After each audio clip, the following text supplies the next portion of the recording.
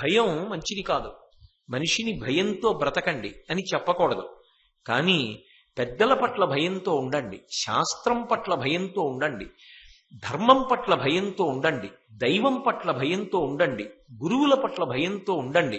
గురువులంటే నేను గురువులని ప్రకటించుకోని గురువులు, సమాజంలో నిజంగా స్థాయి పొందినటువంటి గురువులు, అటువంటి గురువుల పట్ల మీరు చక్కగా నిబద్ధతతో ఉండండి అని ఒక మాట చెప్తే దాని యందు నిజంగా ఆరోగ్యవంతమైన భయం ఉండాలి.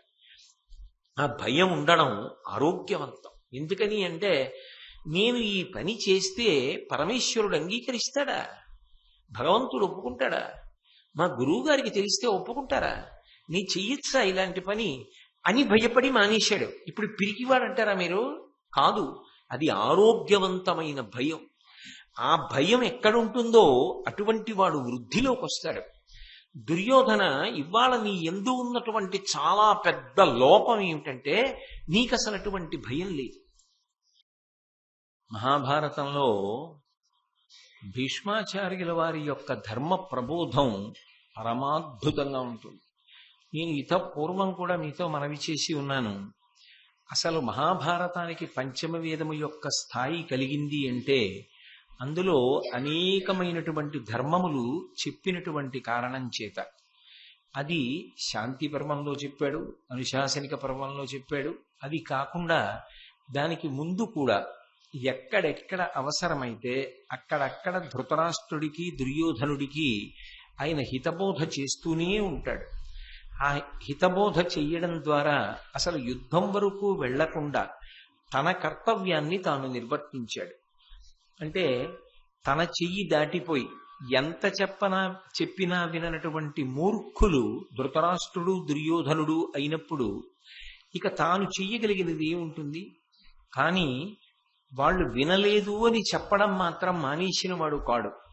తన కర్తవ్యంలో తాను అటువంటి నిష్ఠను పొంది అటువంటి ప్రబోధాన్ని చేస్తూనే ఉన్నాడు. అది కూడా ఎప్పుడు ఎక్కడ ఏ స్థాయిలో చెప్పాలో ఆ స్థాయిలో చెబుతూ వచ్చాడు. ఎందుచేత అంటే ఇక యుద్ధం దగ్గరకు వచ్చేస్తోంది, యుద్ధాన్ని నివారించడానికి కఠినంగా మాట్లాడడం వినా మార్గం లేదు అని అనుకున్న పరమ సత్యాలు కొన్నింటిని చెప్పవలసి వచ్చినా ఎక్కడా తడబాటు లేకుండా వెనుకంజ లేకుండా ఉన్నది ఉన్నట్టుగా స్పష్టంగా మాట్లాడతాడాయన. మహాభారతంలో ఉద్యోగ పర్వంలో సంజయ రాయబారం జరిగింది. ఆ సంజయ రాయబారం జరిగిన తరువాత సంజయుడు తిరిగి వచ్చి ధృతరాష్ట్ర మహారాజుతో పాండవులు ఏమన్నారు అన్న విషయాలన్నింటినీ కూడా తెలియచేశాడు. తెలియచేసిన తరువాత భీష్ముడు దుర్యోధనుడిని ఉద్దేశించి మాట్లాడుతూ ఒక విషయం చెప్తాడు. యథార్థానికి దుర్యోధనుడు యుద్ధం మానేయడానికి భీష్ముడు చెప్తున్న ఈ ఒక్క రహస్యం చాలు. ఇది బహుశః మహాభారతంలో భీష్ముడి స్థాయి వారికి తప్ప అన్యులకు తెలిసేటటువంటి అవకాశం లేని రహస్యం. అంత గొప్ప రహస్యాన్ని చెప్తున్నాడు. ఇది విన్న తర్వాత కూడా దుర్యోధనుడు యుద్ధానికి వెళ్ళాడు అంటే బహుశః మూర్ఖత్వం అన్న మాటకి పర్యాయ పదం అదే అని అనుకోవలసి ఉంటుంది. అందుకే దుర్యోధనుడిని ఉద్దేశించి మాట్లాడుతూ భీష్ముడు అంటాడు, నలిన గర్భుడు పెద్ద కొలువుననున్నెడ సురపతి ప్రముఖుల చూట్కులెల్ల మెరయు తేజంబున మిరిమిట్లు కొననిద్దరచ్చట నొరసికొంచరుగ చూచి వీరెవ్వరు ఇమ్మెయి మీరుండ సరుకు సేయని అట్లు ఓయడు అట్టివారలని బృహస్పతి బ్రహ్మనడిగిన అతనికిట్లనియే ఆ చతురాస్యుడాదరమున తపము పెంపును బల శౌర్య దర్పములను కలిగి లోకహితార్థంబుగా చరింతురే యుగంబున నరుండు నారాయణుండు అన ప్రసిద్ధికెక్కిన మునులు సుమ్ము. ఒకానొకప్పుడు నలిన గర్భుడు పెద్ద కొలువుననున్నెడ. నలిన గర్భుడు అంటే పద్మగర్భుడైనటువంటి చతుర్ముఖ బ్రహ్మగారు పెద్ద సభ తీర్చి ఉన్నాడు. బ్రహ్మగారి సభ అంటే దానికి ఒక గౌరవం ఉంటుంది, దానికి ఒక మర్యాద ఉంటుంది. నేను మీతో మనవి చేస్తూ వస్తున్నాను కదా, సభ యొక్క గౌరవం గురించి మహాభారతంలో అనేక సందర్భాలలో ప్రస్తావన వస్తుంది. ఒక సభ చాలా గంభీరమైనదైనప్పుడు సభాధ్యక్షంలో ఉన్నటువంటి వ్యక్తి యొక్క గౌరవాన్ని దృష్టిలో పెట్టుకుని అక్కడ కనీసం కదలడానికి కూడా ఎవరు ఇష్టపడరు. ఒకవేళ ఎంతో తప్పనిసరి పరిస్థితిలో కదలవలసి వచ్చినా ఆ కదలిక చేత ఎవ్వరికీ కూడా ఏ రకమైనటువంటి ఇబ్బంది కలగకుండా, కనీసం వాళ్ళు కదిలాలన్న విషయం కూడా ఎవరూ గమనించడానికి అవకాశం లేకుండా జాగ్రత్త పడతారు తప్ప, ఒక సభ ప్రారంభమైంది అంటే తాను చేస్తున్నటువంటి పనుల వలన ఇతరుల యొక్క దృష్టి ఏది చూడడానికి వచ్చారో, ఏది వినడానికి వచ్చారో, ఆ సభలో జరుగుతున్నటువంటి కార్యక్రమం ఏమిటో దాని నుంచి దృష్టి మరలిపోయి ఇంకొకరి మీదకి వెళ్ళడానికి అవకాశం కలగకూడదు. అందుకే సభలో జరుగుతున్నటువంటి కార్యక్రమములకు భంగము ప్రత్యక్షముగా కానీ పరోక్షంగా కానీ జరగడానికి ఎవ్వరూ కారణము కారాదు. అంత జాగ్రత్త ఎవరికి వారు తీసుకుంటారు. అంతేకాని ఇది ఇలా జరగకుండా ఎలా ఉంటుందండి అని సమర్థించుకునే ప్రయత్నం చెయ్యరు. అంత జాగ్రత్తగా సభకి అడ్డుపడకుండా తమ వలన సభా కార్యక్రమమునకు అంతరాయము లేకుండా చూసుకుంటారు. అది సభికుల మర్యాద, అది సభా మర్యాద అంటారు. ఒక సభకి అంత గౌరవం ఉంటుంది. అది వ్యక్తి గౌరవం కాదు, సభా గౌరవం. నిజానికి శిశుపాలుడు చెడ్డవాడే కావచ్చు, కానీ సభా స్వరూపాన్ని ప్రశ్నించాడు మహాభారతంలో.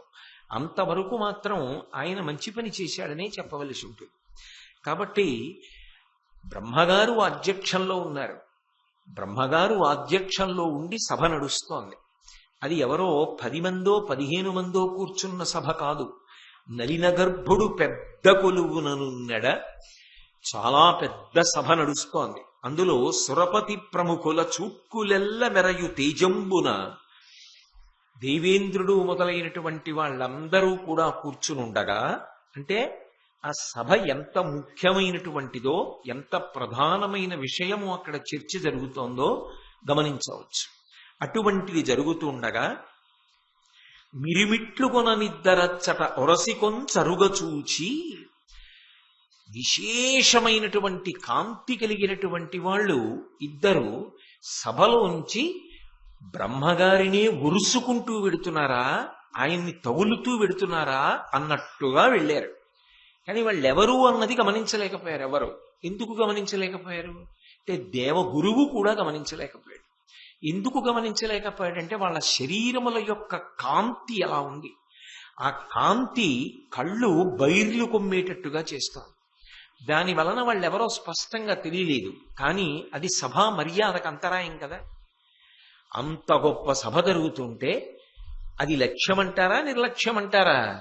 ఇద్దరు మాత్రం అపారమైనటువంటి కాంతి కలిగినటువంటి శరీరములతో ఉన్నవారు బ్రహ్మగారినే ఉరుసుకుంటూ వెడుతున్నారా అన్నట్టుగా వెళ్ళారు. అది చూసి మీరెవ్వరు ఇమ్మెయి మీరుండ సరుకు సేయని ఇట్లు ఓయడు అట్టి వారలని బృహస్పతి బ్రహ్మనడిగిన. వాళ్ళెవరు? సభలో అధ్యక్షంలో మీరు కూర్చునున్నారు కదా బ్రహ్మగారు.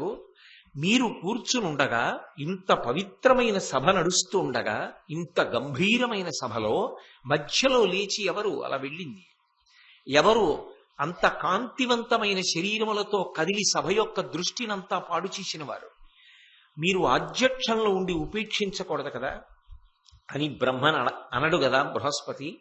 కానీ సభాపతియే అటువంటి విషయాల్ని ఉపేక్షిస్తే, దాన్ని చూసి కూడా పట్టించుకోకుండా ఊరుకుంటే, అప్పుడు సభా గౌరవము భంగమవడానికి ఏ కారణం ఏర్పడిందో ఆ కారణమును అనుమతించినటువంటి పాపం సభాపతి ఖాతాలోకి వెడుతుంది కదా. మీరు ఊరుకోరు కదా. కానీ మరి మీరు ఎందుకు అలా ఊరుకున్నారు? వాళ్ళు ఎందుకు అలా ఉరుసుకుంటూ వెడుతున్నారు వాళ్ళిద్దరు అని బృహస్పతి బ్రహ్మనడిగిన. దేవగురువైనటువంటి బృహస్పతి చతుర్ముఖ బ్రహ్మగారిని అడిగాడు. అతనికి ఇట్లనియా చతురాస్యుడు అదరమున. బ్రహ్మగారు ఏం కోపగించలేదు. చాలా సంతోషిస్తున్నాను ఆదరమున, చాలా ప్రేమతో చాలా గౌరవంతో జవాబు చెప్పాడు. ఎందుకు చెప్పాడు అంటే బృహస్పతి సభా మర్యాద కోసం పాకులాడాడు. అంతేగాని అక్కడ బ్రహ్మగారిని ఉరుసుకుంటూ వెళ్ళాడని చెప్పి బ్రహ్మగారి మీద ప్రేమ చేతనో ఇంకొకటో కాదు. సభ గౌరవం పోకూడదు, సభా మర్యాద పోకూడదు. ఈ దేశంలో ఒక సభ జరగడం అంటే ఎంత గౌరవాన్ని ఇచ్చేవారో ఆలోచించండి. అందరూ ఆహ్వానితులే. ఆ మాట ఎలా చెల్లుతుంది? బయట వాన పడుతోందని కాసేపు నీడగా ఉంటుంది కదా, ఇక్కడ వానకి తడవకుండా ఉంటామని లోపలికి రావడానికి కూడా ప్రవేశానికి అనుమతే? ఎలా? జిజ్ఞాసులైన వారు ఈ సభకి అర్హులు. ఏ సభ అయినా నడుస్తుంటే ఆ సభయందు ఎవరికి అనురక్తి ఉంటుందో, ఆ సభలో జరుగుతున్న విషయాన్ని మనం తెలుసుకుని జీవితాన్ని ఒబ్బిడి చేసుకుందామన్న తాపత్రయం ఎవరికి ఉంటుందో వారు మాత్రమే సభాప్రవేశమునకు అర్హులు. అంతేకాని సభాప్రవేశం అంటే ఏదో కాలక్షేపం కోసం వెళ్ళి కూర్చునేది కాదది. అది పరమ పవిత్రమైనటువంటి విషయం. అటువంటి సభా గౌరవం పోకూడదని ఓ దేవగురువైన బృహస్పతి నువ్వు తాపత్రయపడుతున్నావు. అందుకు ఒకదాన నీ ప్రశ్న వేశావు. సభ నడుస్తుండగా అలా నడిచిన వాళ్ళెవరు? పైగా అధ్యక్షమునందున్న మిమ్మల్ని వరుసుకుంటూ పెడుతున్నారే అని అడిగావు. ఇది నాకు సంతోషకరం. అందుకని ఆదరమున ఎంత మంచి విషయం అడిగావోయ్, సభా మర్యాద నిలబెట్టాలని ఎంత తాపత్రయపడ్డావోయ్ అని ఆదరభావంతో ఆయన తపము పెంపును బలశౌర్య దర్పములను కలిగి లోకహితార్థంబుగా చరింతురేయుగమున నరుడు నారాయణుండు అన ప్రసిద్ధికెక్కిన మునులు సుమ్ము. వాళ్ళిద్దరెవరో తెలుసా? వెళ్ళిన వాళ్ళు అపారమైనటువంటి తపశ్శక్తి సంపన్నులు. వాళ్ళు గొప్ప బలము కలిగిన వాళ్ళు, గొప్ప కీర్తివంతులు, గొప్ప శౌర్యము కలిగిన వాళ్ళు, వాళ్ళు గొప్ప దర్పము కలిగినటువంటి వాళ్ళు. వాళ్ళిద్దరూ ఎప్పుడైనా ఎక్కడైనా కదిలారు అంటే ఒక వ్యక్తి యొక్క హితం కోసం కాదు, లోకముల యొక్క హితం కోసం వెడుతూ ఉంటారు. వాళ్ళిద్దరూ నరుడు నారాయణుడు అనబడేటటువంటి ఇద్దరు మునులు.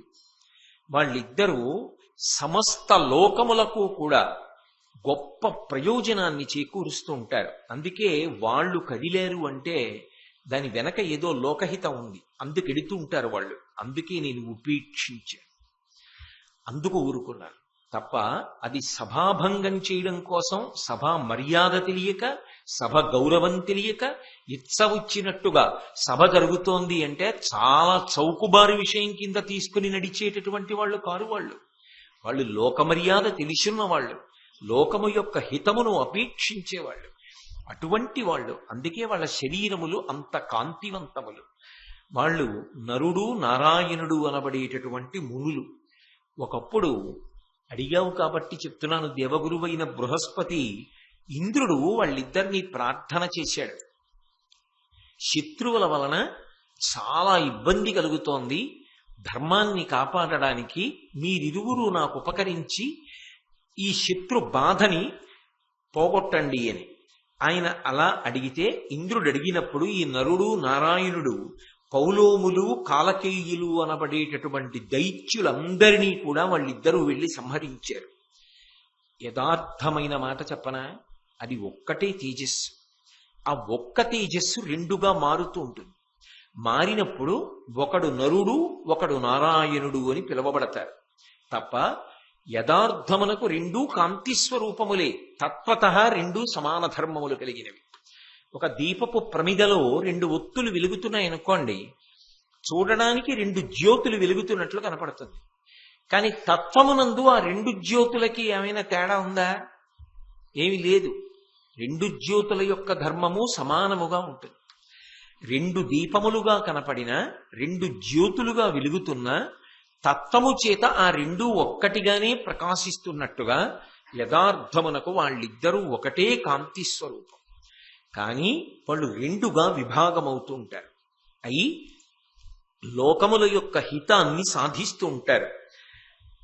ఇప్పుడు వాళ్ళు అర్జునుడు కృష్ణుడు అన్న పేరుతో భూలోకమునకు వెళ్ళారు. వాళ్ళిద్దరూ 60,000 మంది నివాత కవచులనేటటువంటి వారిని జయించి దేవేంద్రుడికి ప్రీతి కల్పించారు.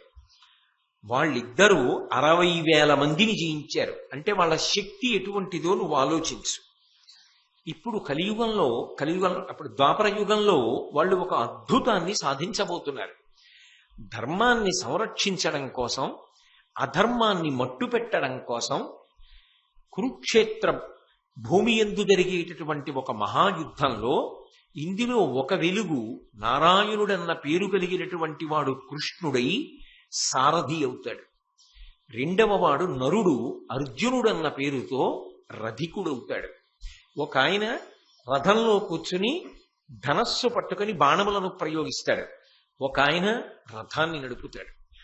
వీళ్ళిద్దరూ ఏ పక్షాన ఉంటారో ఆ పక్షానిది నిస్సందేహమైన గెలుపు.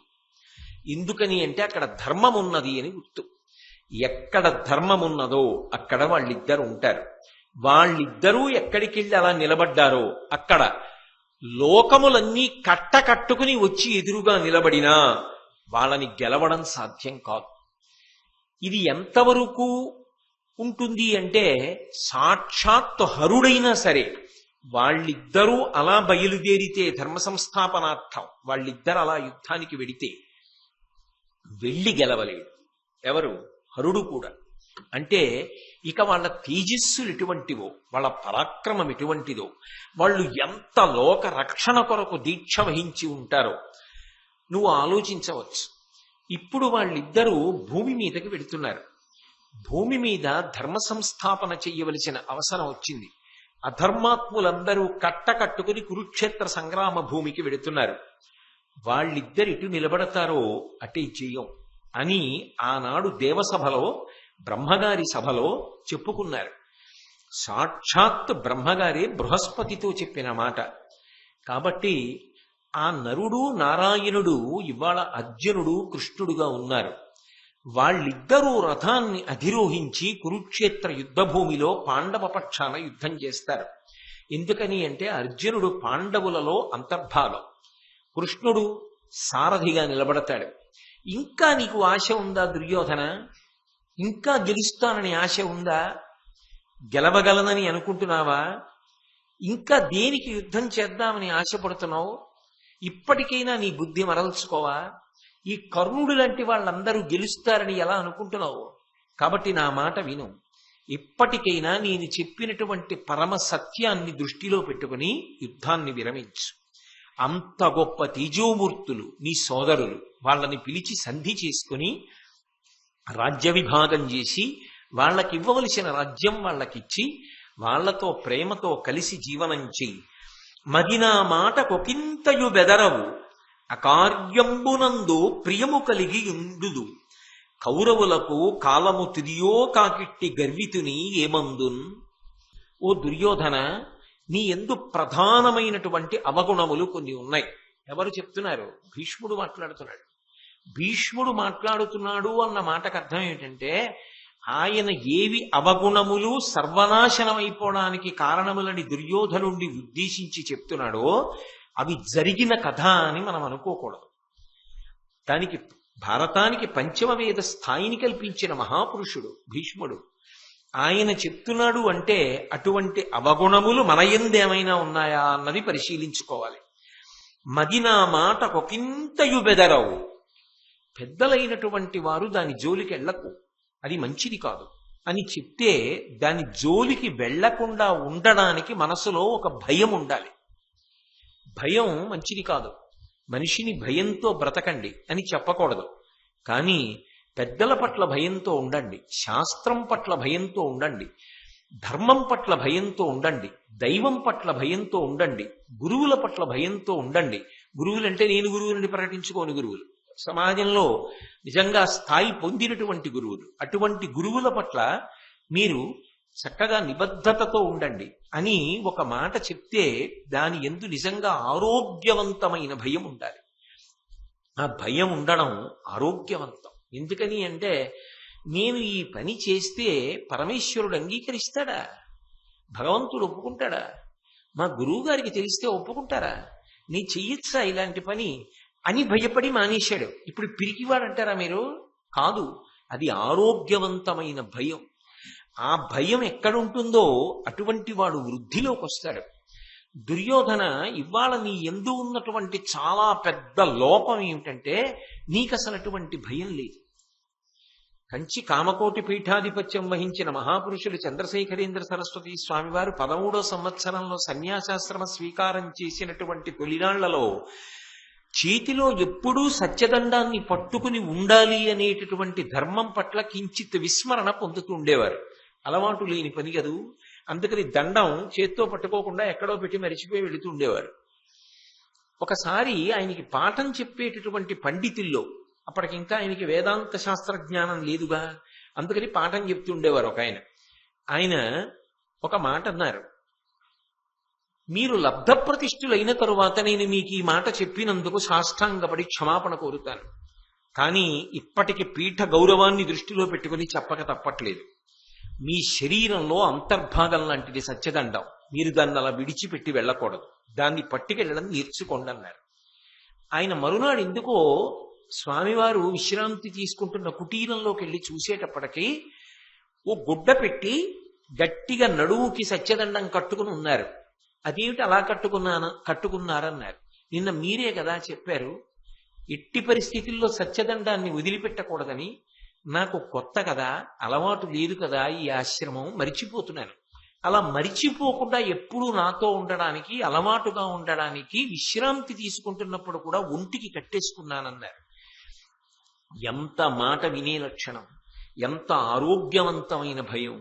అది కదా మహానుభావుణ్ణి కొన్ని కోట్ల మంది గౌరవించి నమస్కరించే స్థాయికి పైకెత్తింది.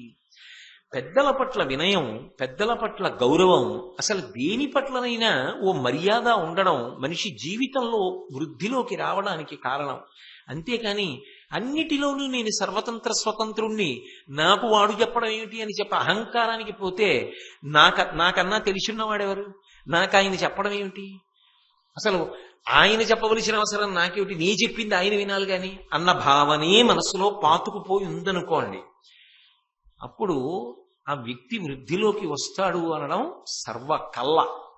మనిషి జీవితంలో మార్పు అన్న మాటకు అర్థం ఏంటంటే పెద్దలు చెప్పినది సారవంతమైన మాట అని తిరుగులేని సత్యంగా అంగీకరించి ఆ వినయంతో ప్రవర్తించగలగాలి. అంతేగాని పైకి ప్రవర్తించినట్టుండి లోపల మాత్రం ఇంకొకలాంటి అభిప్రాయం ఉండకూడదు. ఆయన అలా మాట్లాడడం ఏంటి అన్న అభిప్రాయం లోపల పెట్టుకుని పైకి మాత్రం గౌరవాన్ని నటించకూడదు.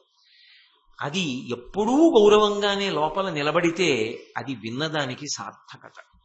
అది మార్పు వచ్చింది, మనిషి అధ్యవసాయంతో కూడుకున్న బుద్ధిని పొందుతున్నాడు అనడానికి ఒక తార్కాణం.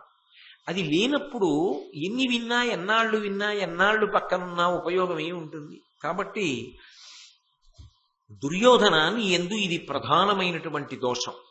మదినా మాటకొకింతయు బెదరవు, నేను చెప్తున్నటువంటి మాట పరమ సత్యం, నేను ఇంకొకలా మాట్లాడడానికి తెలుసు, అయినా నీకు ఆరోగ్యవంతమైన భయం లేదు, తెంపరితనం.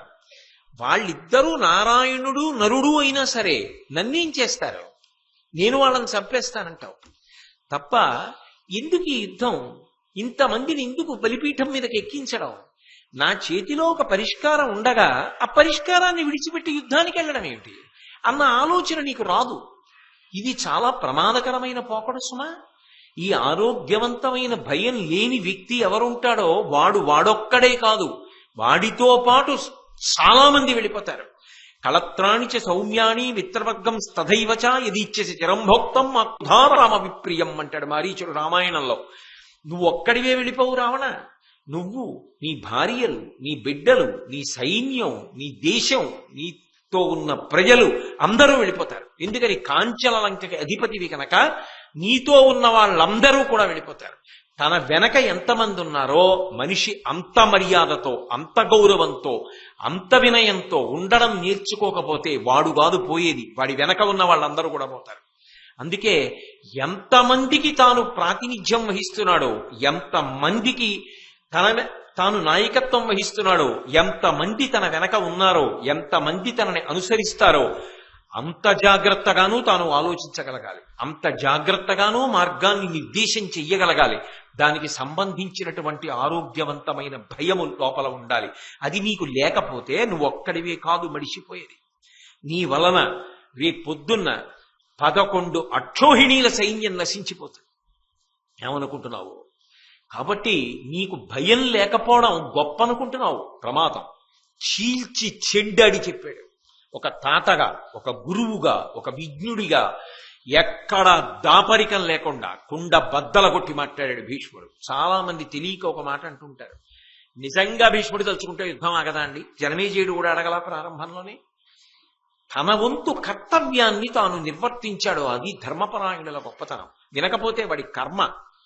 కానీ తాను చెయ్యవలసినదంతా మాత్రం తాను చేసి చూపించాడు. అందుకే మదినా మాట కొకింతయు బెదరవు అకార్యంబునందు ప్రేమ కలిగియుందువు. ఏది చెయ్యకూడదో దాని మీదే ప్రీతి. ఒక పని చేసే ముందు పెద్దలను సంప్రదించి చెయ్యాలి. నీకు అది లేదు, నీ అంతా నువ్వే నిర్ణయం చేసుకుంటావు. నిర్ణయం చేసుకున్న తర్వాత నీ నిర్ణయం నిలబెట్టడానికి మేం కావాలంటావు. యుద్ధం చేయమని భీష్ముడు చెప్పాడా? యుద్ధం చేయమని ద్రోణుడు చెప్పాడా? యుద్ధం చేయమని కృపాచార్యులు వారు చెప్పారా? విదురుడు చెప్పాడా? సంజయుడు చెప్పాడా? మునులు చెప్పారా? చెప్పరు. ఆయన చేసుకుంటాడు నిర్ణయం. ఆయన చేసుకున్న నిర్ణయానికిట వీళ్ళు గెలిపించాలట. మీరు నన్ను గెలిపించాలంట. మీరు నన్ను గెలిపించాలని వాళ్ళు లేకపోతే గెలవలేననుకున్న వాడివి మా మాట ఎందుకు వినవు?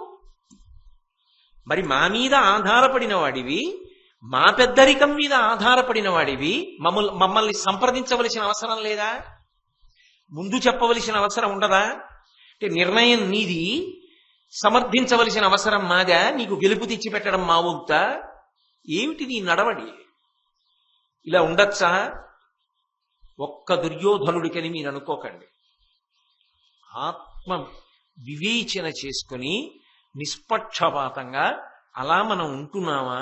ఒకవేళ మనం అలా ఉంటే అలా ఉండకుండా మనని మనం దిద్దుకుందాం అని అనుకోకపోతే అప్పటికీ ఇప్పటికీ ఎప్పటికీ భీష్ముని యొక్క శ్వాస పొందిన ఆవేదనకు అర్థం లేకుండా పోతుంది. అందుకు భారతం చదువుతారు, అందుకు భారతం వింటారు. కాబట్టి అకార్యంబునందు ప్రియము కలిగి ఉందువు. చెయ్యకూడని పనులన్నిటి మీద నీకు ప్రీతి కలిగి ఉంటుందే. కౌరవులకు కాలము తిదియో కాకిట్టి గర్వతిని ఏమందున్. కౌరవులకు కాలం చెల్లిపోయింది. ఇక వాళ్ళు భూమి మీద ఉండే అవకాశం లేదు. అందరూ కట్టుకుని వెళ్ళిపోయేటటువంటి కాలము సంప్రాప్తమైపోయింది. అందుకు నీకు ఈ బుద్ధి పుట్టింది తప్ప లేకపోతే ఏమనాలి? వాళ్ళు నరనారాయణులు అర్జునుడు కృష్ణుడు అని నేను ఒక పక్క చెప్తూ ఉంటే నీ తలకెక్కట్లేదు, యుద్ధం గురించే పెడదామని నువ్వు ఆలోచిస్తున్నావంటే ఏమనుకోవాలి? కాబట్టి నేను ఇన్ని చెప్పినా నీ తలకెక్కదు కదా. యుద్ధం మొదలుపెట్టు. యుద్ధం మొదలుపెట్టిన తర్వాత నిన్ను యుద్ధం చెయ్యి యుద్ధం చెయ్యి యుద్ధం చెయ్యి అని అస్తమానం చెప్పేవాళ్ళు ఎవరు? ఇగో నీ పక్కనున్న శకుని చెప్తూ ఉంటాడు, నీ పక్కనున్న ఆ కర్ణుడు చెప్తూ ఉంటాడు, నీ పక్కన ఉన్న ఆ దుశ్శాసనుడు చెప్తూ ఉంటాడు. ఇప్పుడు యుద్ధం చెయ్యి అని చెప్తూ వాళ్ళు వస్తున్నారు. యుద్ధం చెయ్యొద్దు చెయ్యొద్దు చెయ్యొద్దు అని మేము చెప్తూ వస్తున్నాం. మా మాటకి నువ్వు విలువివ్వలేదు కాబట్టి ఇక మేం మాట్లాడే అవకాశం ఉండదు. యుద్ధభూమికి ఎడతాం, నిస్సంగులం, కర్మయోగులం. మా కర్తవ్యం చెప్పడం నువ్వు వినలేదు, యుద్ధం చేస్తాం. ధర్మం గెలుస్తుంది కాబట్టి మేము పడిపోతాం, అందులో సందేహం లేదు. మేము వెళ్ళిపోతాం.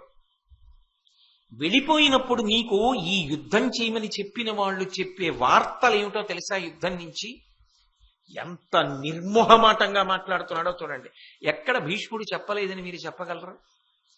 ఒక ఇంటి పెద్దగా ఎంత కుండ బద్దలగొట్టి మాట్లాడాలో అలా మాట్లాడాడు. హితములకు నాదు వచనంబులిప్పుడు విననివాడవైతేని అప్పుడు వారువడీవి వీరువడీవి అను పలుకులు విందుగాక శకుని కర్ణ దుశ్శాసనుల్ సమ్మతింప. యుద్ధం ప్రారంభమైన తర్వాత భీష్ముడు చనిపోయాడు అని వార్త వస్తుంది, ద్రోణుడు చనిపోయాడు వార్త వస్తుంది. అలాగే పెద్దలైనటువంటి వారు ఈ యుద్ధంలో నీ వలన తప్పక యుద్ధానికి ఎడుతున్న వాళ్ళు ఒక్కొక్కడు పడిపోతాడు. వాడు పడిపోయాడు, వీడు పడిపోయాడు అని వార్తలు వస్తాయి. వారు పడిరి వీరు పడిరి, వీడు వెళ్ళిపోయాడు వాడు పడిపోయాడు అని వార్త వస్తుంది. అప్పుడైనా వీళ్ళు బాధపడతారని నువ్వు అనుకుంటున్నావా? నిన్ను యుద్ధం చేయమన్న వాళ్ళు ఇంకా చెయ్యి ఇంకా చెయ్యి ఇంకా చెయ్యి అంటారు. ఆఖరణ నువ్వే పోతావు. అప్పటి వరకు వీళ్ళు చెప్తుంటారు, నువ్వు వింటావు. ఈ చెప్పిన వాళ్ళు కూడా పోతారు సుమా. వీళ్ళు ఉండరు, నువ్వు ఉండవు, నీ తమ్ముళ్ళు ఉండరు, మేము ఉండవు. కాబట్టి ఆలోచించుకో, ఏమిటి సాధిస్తావో. ఇక పైన నువ్వు వినేవన్నీ అప్రియ వార్తలే. ఇక పైన నువ్వు వినేవన్నీ దుర్వార్తలే. ఎందుకో తెలుసా? నేను చెప్పిన మాట వింటలేదు కాబట్టి. అంటే తనకి తెలియకపోవడం తప్పు కాదు, కానీ జీవితంలో మంచి మాట వినకపోవడం ఎంత ప్రమాదకరమో చూడండి. ఆ మూర్ఖత్వం, నేను వినను అని భీష్మించు కూర్చోవడం, ఆ మూర్ఖత్వంతో ముందుకెళ్లడం ఎంత ప్రమాదకరమైన పర్యవసానములను తీసుకొస్తుందో నిర్మోహమాటంగా చెప్పాడు భీష్ముడు. చెప్పి ఆ కర్ణుడి వంక చూసి ఒక మాట అన్నాడు. వీడొకడు ఎప్పుడూ నీ పక్కన ఉంటాడు, అయిన దానికి కాని దానికి యుద్ధం చేస్తానంటూ ఉంటాడు. ఏమి యుద్ధం చేయగలడా? నరనారాయణులను ఎదుర్కొనగలడా? ఏమి ఎదుర్కొనగలడు? ఎలా నమ్ముతున్నావు ఈ కర్ణుడి మాటలు అనేటప్పటికీ కర్ణుడు వెంటనే లేచి అన్నాడు, నువ్వు ముదుసలివి, ఎందుకు నన్ను ఉద్దేశించి నువ్వు ఇలా మాట్లాడతావు? నేను దుర్యోధనుడి వలన అనేకమైనటువంటి సత్కారములను పొందాను, రాజ్యాన్ని పొందాను. కృతజ్ఞతగా ఇవాళ దుర్యోధనుడి పనుపున యుద్ధం చేయడానికి, యుద్ధ భూమికి వెళ్ళడానికి సిద్ధపడుతున్నాను. మీరందరూ ఆ యుద్ధం చేయడానికి నిజంగా మనసారా సిద్ధపడుతున్నారా? మీరు పాండవ పక్షపాతంతో ఉంటారు. నేను అటువంటి పక్షపాతం లేనివాణ్ణి, దుర్యోధనుడే గెలవాలని కోరుకుంటాను. ఏమిటి నా తప్పు? ఇంత గొప్ప చేసినటువంటి వాడి రుణం తీర్చుకుందామని అనుకుంటున్నాను, అందుకని దుర్యోధనుడిని యుద్ధం చేయమని చెప్పాను. నేను యుద్ధం చేసి గెలిపిస్తానని చెప్పాను. నా శాయశక్తులా పోరాడతానన్నాను. ఏమిటి నా తప్పు? మేము తప్పని మాట్లాడతాయేమిటి ముదుసలివి? అంటే మూర్ఖత్వం అనేటటువంటి మాటకి వెంటనే నిలువెత్తు నిదర్శనంగా ఎలా నిలబడి కనపడతారో చూడండి. ఇంత తల కొట్టుకుని పెద్ద ఆయన చెప్తున్నాడు, వాళ్ళకి మాత్రం పరిష్కారం అంగీకార యోగ్యంగా లేదు. అలా మాట్లాడడానికే వాళ్ళు సిద్ధపడుతున్నారు. అప్పుడు భీష్ముడు కర్ణుని గురించి చెప్పడం ప్రారంభం చేశాడు. ఎంత ఉన్నది ఉన్నట్టుగా, కనీసం అప్పటికైనా మారతాడేమో, ఎందుకంటే ఇక యుద్ధానికి దగ్గరికి వచ్చేసింది సమయం, ఇక ఎక్కువ అవకాశం లేదు.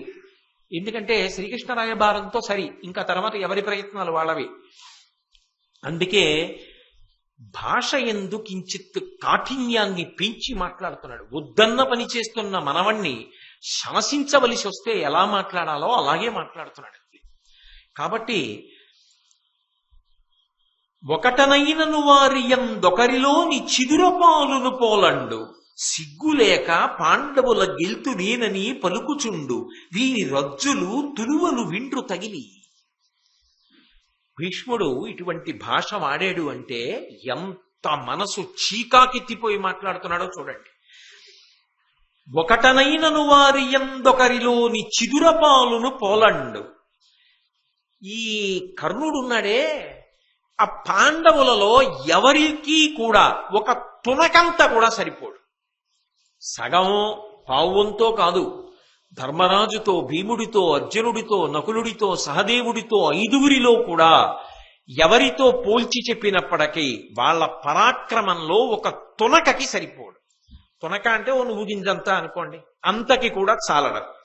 కానీ సిగ్గు లేక పాండవుల గెల్తు నేనని పలుకుచుండు. సిగ్గు లేకుండా అస్తమానం పాండవుల్ని నేను గెలుస్తాను, పాండవుల్ని నేను గెలుస్తానంటాడు. నమ్మేవాడికి బుద్ధి ఉండక్కర్లా?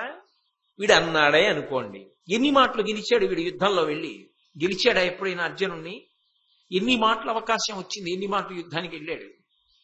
వెళ్ళినవాడు ఒక్క చోట కూడా అర్జునుణ్ణి గెలిచి తిరిగి వచ్చిన సందర్భం లేదు. అయినా వీని రజ్జులు తులువలు విండ్రు తగిలి. తులువలు రా మీరు, బుద్ధిహీనులు. వీడి మాటలు నమ్ముతుంటారు, వీడి మాటలు తలకెక్కుతాయి. వీడు వెళ్ళి యుద్ధం చేస్తాడా? వీడు అర్జునుణ్ణి గెలుస్తాడా? పాండవుల్ని గెలుస్తాడా? ఎలా నమ్ముతున్నారు వీడి మాటలు మీరు? కాబట్టి వీడివి పొల్లు కూతలు. వీడు మాట్లాడే మాటలో ఎదిరి బలం గురించి ఆలోచించగలిగినటువంటి సమర్థత లేదు, టెంపరితనంతో మాట్లాడతాడు. ప్రాజ్ఞత అన్న మాటకు అర్థం ఏమిటో తెలుసా? ఆయన పరమ శత్రువే కానివ్వండి, ఆయనలో ఉన్నటువంటి మంచి గుణం ఏదైనా ఉంటే నిర్మోహమాటంగా, నిర్ద్వందంగా ఆయన గొప్పవాడు ఆ విషయంలో అని శ్లాఘించగలిగితేనే గొప్పతనం.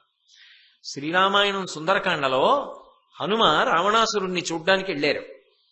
రావణాసురుడు హనుమని చూశాడు, హనుమ రావణుణ్ణి చూశాడు. హనుమన్నారు, అహో రూప మహో ధైర్య మహో సత్వ మహోద్యుతి అహో రావణ రాక్షసరాజస్య సర్వలక్షణయుక్తత అన్నారు. అబ్బా, ఏమి తేజస్సు, ఏమి డాబు! రోమకూపములలోంచి పైకి కొడుతోంది కదా తపస్సు చేసిన తేజస్సు. నిజంగా ధర్మం చేయకుండా ఉంటే ఈయన 3 లోకములను పరిపాలించగలిగిన సమర్థుడు కదా అనుకున్నాడు. అది ప్రాజ్ఞుల యొక్క లక్షణం. శత్రువుల యందు కూడా మంచిని ఆలోచిస్తారు తప్ప మంచిని కప్పెట్టి చెడునొక్కదాన్ని చూడరు. అదే రావణాసురుడైతే కిమీష భగవాన్ నంది భవే సాక్షాద్యహాగత ఏన శప్తోస్మి కైలాసే మయా సంచలితే పురా. ఒకవేళ నేను కానీ కైలాస పర్వతాన్ని కదిపినప్పుడు లంకాపట్టణానికి కోతులొచ్చి నాశనం చేస్తాయని నన్ను శపించినటువంటి నందీశ్వరుడు కానీ ఇవాళ వానర రూపంతో రాలేదు కదా అని భయపడ్డాడు తప్ప అంత అరివీర భయంకరుడైనటువంటి హనుమని ప్రశంసించలేకపోయాడు. ఎదుటి వీరుల యొక్క గొప్పతనాన్ని గుర్తించలేక ఎన్ని మాటలు ఓడిపోయినా నేనే గెలుస్తాను, వాడెంత వీడెంత అంటుండడం పొల్లు కూతలు కావు, తప్పుడు కూతలు కావవి. ఎలా నమ్ముతున్నావు వీడి కూతలన్నీ? ఎలా నమ్ముతున్నావు వీడి మాటలు?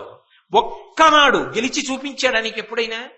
నేను చెప్తున్నాను వాళ్ళు నరనారాయణులని, అయినా వీడి మాట నమ్ముతావే వీడు గెలుస్తానంటే? కాబట్టి కేవలము వీడు మాట్లాడుతున్న మాటలను నమ్ముకుని యుద్ధానికి బయలుదేరుతున్నావు. నేను పోయినా ద్రోణుడు పోయినా పర్వాలేదు, వీడు గెలిపిస్తాడని నువ్వు అనుకుంటున్నావు. అందువలన యుద్ధం ఏర్పడుతుంది. ఈ యుద్ధమునకు ప్రధాన కారణం ఎక్కడుంది అంటే కర్ణుడి యొక్క తప్పుడు కూతలు. వాటిని నువ్వు నమ్మడం, మా వంటి వారు చెప్పిన మంచి మాటలు నీ తలకెక్కకపోవడం. ఇక్కడుంది యుద్ధం. నువ్వు మారగలిగితే, నువ్వు పెద్దలు చెప్పిన మాట వినగలిగితే ఇంత యుద్ధం లేదు, ఇంతమంది మరణించారు. కాదని వెడతావా? ఇక పైన నువ్వు వినేవన్నీ దుర్వార్తలే. దానికి కారణం మాత్రం చివరికి నీ స్నేహితుడు కర్ణుడు, నువ్వు. కాబట్టి దుర్యోధన, నా మాట నమ్ము. నిష్కారణంగా వీణ్ణి నమ్మి నువ్వు పాండవులను అదే పనిగా అవమానిస్తున్నావు. ఏదో వాళ్ళ జోలికి వెళ్లకుండా వాళ్ళు ఇంద్రప్రస్థాన్ని రాజధానిగా చేసుకుని పరిపాలన చేస్తున్నప్పుడు నువ్వు ఊరుకుని ఉంటే కథాక్రమం ఇంకొకలా ఉండేది. వాళ్ళు అర్ధరాజ్యం తీసుకోక ముందు నుంచి ద్రౌపదీదేవిని వివాహం చేసుకుని విరాట్ రాజు గారి కొలువులో ఉన్నారన్న దగ్గర నుంచి అసూయ పెంచుకున్నావు.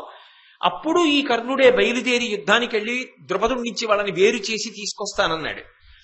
వీడి మాటలు నమ్ముతుంటావు, నమ్మి నిష్కారణంగా వాళ్ళని అవమానాల పాలు చేస్తున్నావు. వాళ్ళని జూదానికి పిలిచావు, మాయాజూదంలో ఓడించావు, పైబట్టలు తీయించావు, అక్కడ పెట్టించావు. వాళ్ళ ఇల్లాలు ద్రౌపదీదేవిని జుట్టు పట్టి సభకి ఇప్పించావు, వలువలు ఉప్పించావు, తొడ మీద కూర్చోమని తొడకొట్టి సంజ్ఞ చేశావు. ఇన్ని అవమానములు చెయ్యవలసిన అవసరం ఏమిటి? నిజంగా అది రాజ్యము కొరక? కేవలము నీ కక్ష. నీకు పక్కన తోడెవరు? ఈ కర్ణుడు. అయిన దానికి కాని దానికి అక్కర్లేని సలహాలన్నీ నీకు చెప్తూ ఉంటాడు. నీ బుర్రలోకి రాకూడని ఆలోచనలు ప్రవేశపెడతాడు. ఆనాడు నిండు సభలో, సభాపర్వంలో 5గురికి భార్యవైన దానివి 6వ వాడు భర్త అయితే పర్వాలేదులే, నీ 5గురు భర్తలు దాసులైపోయారు కాబట్టి 6వ భర్తని వెతుక్కో అన్నావు. ఆ మాట వీడి తలకెక్కింది. ఎక్కి వీడు తొడకొట్టి ఆమెని పిలిచాడు. ఆమె ఎవరు? వదిని గారు, తల్లితో సమానం. ఈ పాపములన్నీ ఉత్తినే పోతాయా? ఒక పతివ్రత శోకం ఉత్తినే పోతుందా? వీడు చేసిన పనులు కావా? ఈ కర్ణుడు చేసిన ప్రబోధం కాదా? ఇవన్నీ నువ్వు నమ్మలేదా? అదే పనిగా పాండవులకు అవమానములు చేశావా లేదా? వాళ్ళు పరమధర్మాత్ములు, వాళ్ళు ఓర్చుకోవచ్చుగాక. ఒకటి గుర్తుపెట్టుకో, ఇవాళ కృష్ణుడు వాళ్ళ పక్షాన నిలబడి ఉన్నాడు. ఎక్కడ ధర్మమో అక్కడ కృష్ణుడు. నీ తరమే ఇక గెలవడం. ఇక పైన నువ్వు వినేవన్నీ దుర్వార్తలే. ఇక పైన నువ్వు వినేవని ఒక్కొక్కడొక్కొక్కడు పడిపోవడమే. ఇక నువ్వు శుభ పరంపరలు వినవు. అయినా నువ్వు కర్ణుణ్ణి దూరంగా పెట్టావు, వీణ్ణి పక్కన పెట్టుకు తిరుగుతున్నావు, పాండవులను అవమానిస్తున్నావు. ఇది అత్యంత ప్రమాదమునకు కారణమవుతుంది. దుర్యోధన ఎక్కడైనా మొహమాట పడ్డాడండి? ఒక మాట చెప్పడంలో స్పష్టత లోపించడం కాని, మరి అలా చెప్తేవాడు ఏమైనా అనుకుంటాడేమో అని ఊరుకోవడం కాని, సత్యాన్ని దాచిపెట్టడం కాని ఎక్కడైనా చేశాడా? ఇంటి పెద్దగా యుద్ధాన్ని నివారించడానికి ఏ సత్యమును విస్పష్టంగా మాట్లాడాలో దాన్ని అంత విస్పష్టంగాను భీష్ముడు మాట్లాడి ఒక్కడొకండనేక విధ యుద్ధ జయంబులు కొన్నవారు వారు, ఎక్కడ నేమిసేసే ఇతడు ఈతని తమ్ముని కూలనేసి ఉక్కెక్కిన పార్థుపై గవిసెనే పశులాతడు గ్రమ్మరింపగా అక్కడ లేడి వీడు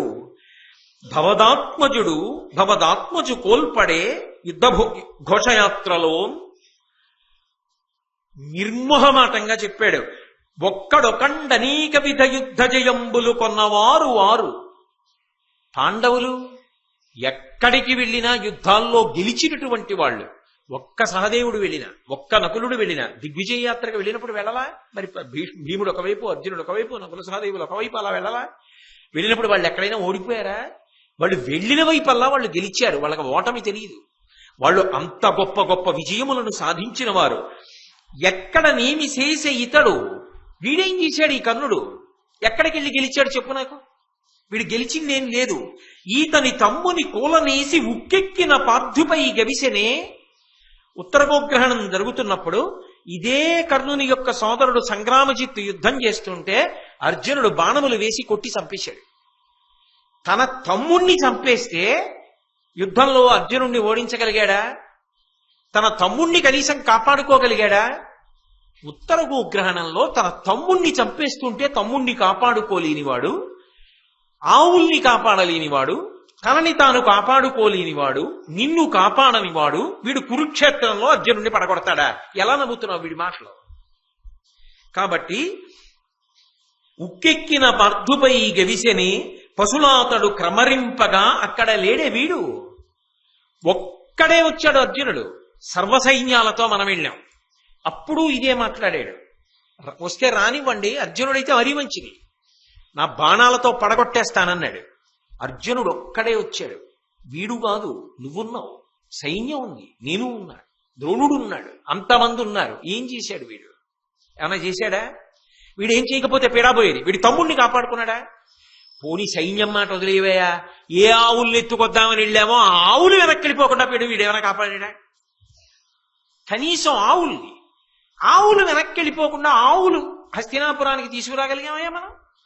ఇన్ని కబుర్లు చెప్పేవాడు కనీసం ఆవుల మందని తీసుకురాగలిగాడా?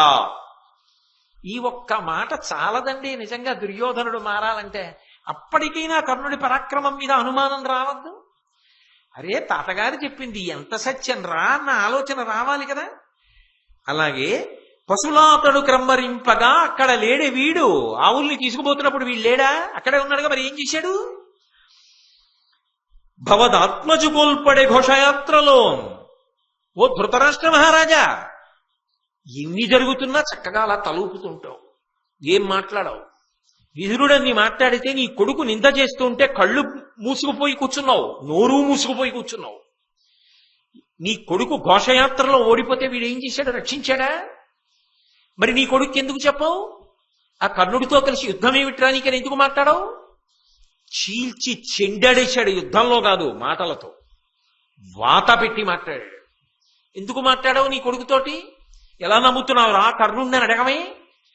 కళ్ళెటూ లేవు, నోరు లేదా, మాట్లాడవా?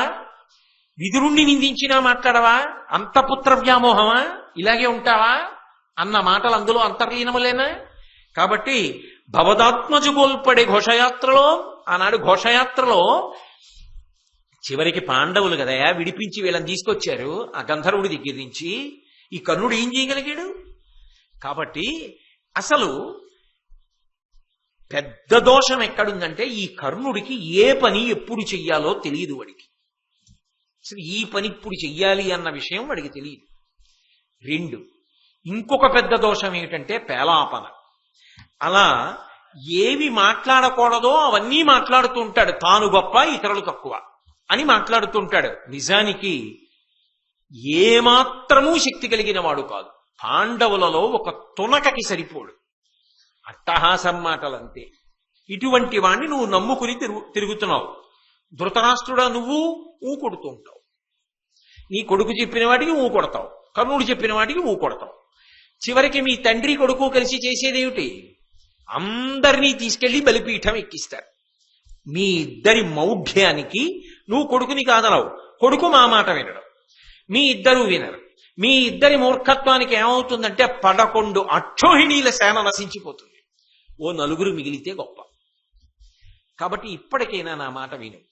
బుద్ధి మరల్చుకో అని పాపం భీష్ముడు చెప్పగలిగినంత చెప్పాడు. ఇంకా ఇంతకన్నా ఏం చెప్పాలండి?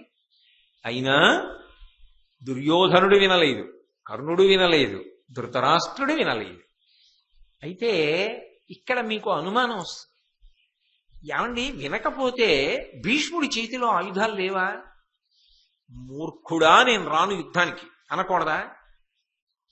నువ్వు మాట వినప్పుడు నీ మాట మేమెందుకురా వినాలి అని శపించలేడా భీష్ముడు తలుచుకుంటే? భీష్ముడు శపించడా? మరి ఎందుకు శపించాడు భీష్ముడు అంటే మీరు ఒకటి గమనించాలి. ఆయన ఎప్పుడూ కూడా పరమధర్మాత్ముడు అన్న మాటకు అర్థం ఏమిటంటే కర్తవ్యమును నిర్వహిస్తూ ఉంటాడు, తను చెప్పవలసినది చెప్తూ ఉంటాడు. కర్తవ్యత నిష్ట ఏమిటి? ఆయన ఏం చెప్పాడో అది పట్టుకోవడం అవతల వాళ్ళ కర్తవ్యం. అది పట్టుకోలేకపోయారనుకోండి, ఒక అవకాశం ఇస్తాడు, 2 అవకాశాలు ఇస్తాడు, 3 అవకాశాలు ఇస్తాడు, 4 అవకాశాలు ఇస్తాడు. ఆయన నిస్సంగి. ఆయన గుండెలు బాధేసుకుని వీళ్ళు మాట వింటలేదని తన ప్రశాంతతని తన ధర్మాన్ని తాను పోగొట్టుకోడు. అందుకే ప్రశాంత చిత్తుడు శాంతనవుండు అన్నారు సభాప్రమంలో. తన ప్రశాంతత తాను విడిచిపెట్టాడు. నేను చెప్పవలసింది చెప్పానా? నీ చెప్పింది ధర్మబద్ధమా? పట్టుకోకపోతే వాళ్ళ కర్మ. నేనేం చేయను? నేను ధార్మికంగా చెప్పవలసింది చెప్పాను. విననప్పుడు నశించిపోయేది వాళ్లే. ఆయన నిస్సంగి అయి కర్మయోగి అయి ధర్మానుష్ఠాన తత్పరుడై అలాగే నిలబడిపోతాడు. అంతేగాని వీళ్ళు వినలేదని తన స్వరూపాన్ని తాను పాడు చేసుకోడు, తన ప్రశాంతతని తాను పాడు చేసుకోడు, తాను అలాగే ఉంటాడు. అది భీష్ముని యొక్క వ్యక్తిత్వంలో ఉన్న గొప్పతనం. కాబట్టి శాపం ఎందుకు ఇవ్వాలి? చెప్తున్నాడా ఒక పక్క, ఇంకెన్నాళ్ళు ఉంటారు, అయిపోయింది, కౌరవనాశనం అయిపోతోంది, అవతల నరనారాయణులు వచ్చేశారు, ధర్మం గెలుస్తుంది, వీళ్ళందరూ కట్టకట్టుకుపోయేది. ఇక మళ్ళీ కొత్తగా తాను చేసిన ధర్మం తాను చేసిన తపస్సు పాడు చేసుకుని శపించవలసిన అవసరమే ఉంది. అందుకే శాపం ఇవ్వడు. ఇక వదిలిపెట్టి ఎందుకు వెళ్ళిపోడు? నేను మీకు ఇంత పూర్వమే ఎన్నో పర్యాయాలు దానికి జవాబు చెప్పా, ఎందుకు భీష్ముడు ఆ పక్షాన్ని విడిచిపెట్టి వెళ్ళడు అన్న విషయం మీద. ఎందుకని అంటే ప్రధానంగా శిఖండి అటువైపు ఉన్నాడు, పాండవుల వైపు భావమరిది, తాను కూడా ఎప్పుడో అప్పుడు వీరమరణం పొందాలి, కాబట్టి ఇటువైపే ఉండాలి. క్షత్రియుడు అయ్యుండి తాను వీరమరణం పొందకుండా ఎలా ఉంటాడు? కాబట్టి ఇటువైపు ఉంటాడు. నిస్సంగి, దేని గురించి తన కర్తవ్యం చేయడం తప్ప అవతలమాడు వినకపోతే తాను గుండెలు బాధేసుకోడు. నేను చేయవలసింది చేశానా అదొకటే చూస్తాడు తప్ప అవతలవాడు వినలేదని తాను బెంగపెట్టేసుకోడు. నేను చెయ్యవలసింది చేస్తున్నానా అంతే. నే చేయవలసిన దాంట్లో ఏమరపాటు లేదు కదా, నే చేసింది ధర్మం కదా, నే చెప్పింది ధర్మం కదా, తాను ప్రశాంతంగా ఉంటాడు. యువతల వాడికి అది ధర్మం అని అర్థం కాకపోతే వాడి కర్మ, పాడయ్యేది వాడే, ఆయనకు వచ్చే నష్టమే ఉంది. అది భీష్మాచార్యుల వారి యొక్క గొప్పతనం. ఆయన మనసు యందు ఎంత నిస్సంగి అయి ఉంటాడు అన్నదానికి అది నిలువెత్తు తార్కాణంగా నిలబడుతుంది. అదే భీష్ముడు మళ్ళీ శ్రీకృష్ణ రాయబార సన్నివేశంలో కూడా మాట్లాడాడు. శ్రీకృష్ణుడు మహానుభావుడు వచ్చి రాయబారం నడిపినప్పుడు భీష్ముడు కూడా పెద్దవాడు మాట్లాడాలి కదా, అది సభలో మర్యాద కదా, లేచి ఆయన కూడా ఒక మాట చెప్పాడు. అనవిని భీష్ముడిట్లనియే ఆ ధృతరాష్ట్ర తనూజుతోడ నీ జనకుని మాట పట్టుమ ప్రసన్నమతిన్ మన వంశమెల్లా పావనముగ నిందు వచ్చి బుధవత్సలుడి హరి ఇట్లు చెప్పగా వినమి కడుంచెడుం తెరువు వీరల పంపొనరింపు పెంపుగన్. నా మాట వినరా దుర్యోధనుడా, నీ తండ్రి ధృతరాష్ట్రుడు చెప్పిన మాట విను, పాండవులకివ్వవలసినటువంటి అర్ధరాజ్యాన్ని పాండవులకు ఇచ్చేసేయి. ప్రసన్నమైనటువంటి మనస్సుతో మీ తండ్రి ఎందుకు చెప్పాడో, కృష్ణ భగవానుడు ఎందుకు వచ్చాడో ఇక్కడికి అర్థం చేసుకో. మన వంశమెల్ల పావనముగ ఇందు వచ్చి బుధవత్సలుడి హరి ఇట్లు చెప్పగా వినమి. భక్తుల ఎడల ప్రీతి కలిగినటువంటి వాడు, అందరికీ మేలు జరగాలనేటటువంటి విశాలమైన హృదయము కలిగిన వాడు, సకల లోకములు కూడా ఎవరిని కీర్తిస్తాయో అటువంటి మహానుభావుడు సాక్షాత్తు శ్రీహరి రాయబారిగా వచ్చి మన యొక్క హితం కోసమని ఇంతసేపు మాట్లాడి మంచి మాటలు చెప్పాడే, ఆయన చెప్పిన మాటలైనా వినాలి కదా నువ్వు. కాబట్టి నా మాట విను, ఆయన చెప్పిన మాట విను. సర్వనాశనం అయిపోతావు అనడానికి చాలా తేలిక నిర్ణయం ఏమిటి అంటే ఆయన మాట వినకపోవడం. భగవంతుడైన శ్రీహరి చెప్పిన మాటలే వినకపోతే ఇక నువ్వు బాగుపడే మార్గం ఎక్కడుంటుందిరా? కాబట్టి కడుంచెడుం తెరువు వీరల పంపునరింపు పెంపునన్. ఇప్పటికైనా వీళ్ళందరూ సంతోషంగా హాయిగా ఉండడానికి మనసులో మార్పు తెచ్చుకో. నువ్వొక్కడివి మారి నీ నిర్ణయాన్ని మార్చుకుంటే అందరూ సంతోషంగా ఉంటారు, అందరూ బంధుత్వం కలుపుకుంటారు, అందరూ ఆనందంగా ఉంటారు, సుభిక్షంగా ఉంటారు. ఎవరి రాజ్యం వాళ్ళు తీసుకుని పరిపాలించుకోండి. దానికోసం ఎందుకురా ఇంత అల్లరి? ఇంతమంది పెద్దలు చెప్తున్నారు, కృష్ణుడు చెప్పాడు, నారదుడు చెప్పాడు, నేను చెప్తున్నాను, గురువు ద్రోణుడు చెప్పాడు, కృపాచార్యుల వారు చెప్పాడు, అశ్వత్థామ చెప్పాడు, నీ తండ్రి ధృతరాష్ట్రుడు చెప్తున్నాడు, తల్లి గాంధారి చెప్తోంది, సాక్షాత్ భగవంతుడైన కృష్ణ పరమాత్మ వచ్చి చెప్పాడు. అయినా వినవా? కాబట్టి నీ తండ్రి ధృతరాష్ట్రుడు బ్రతికుండగా చుట్టాలని, రాజ్యాన్ని, కీర్తిని నాశనం చేశావనేటటువంటి అపకీర్తిని మూట కట్టుకో. ఆ మాట ఎంత పెద్ద మాట అన్నాడో చూశారా? మీ తండ్రి బ్రతికుండగా అన్నాడు. ఎందుకని? పుట్టుగుడ్డి యుద్ధానికి రాడు, ఇంట్లో ఉంటాడు. ఆయన వినేది ఏమిటో తెలుసా? ఒక్కొక్కరి మరణ వార్త విన్న తర్వాత ఏం చేస్తుంటాడు? బావురుమని ఏడుస్తూ ఉంటాడు. ఆఖరిని ఏం వింటాడో తెలుసా? నువ్వు పోయావని వింటాడు. కన్న కొడుకులు అందరూ పోయారని వింటాడు. యుయుత్సుడు ఒక్కడు తప్పి ధర్మరాజు వెళ్ళిపోయాడు కాబట్టి ఆయన ఒక్కడే బతుకుతాడు.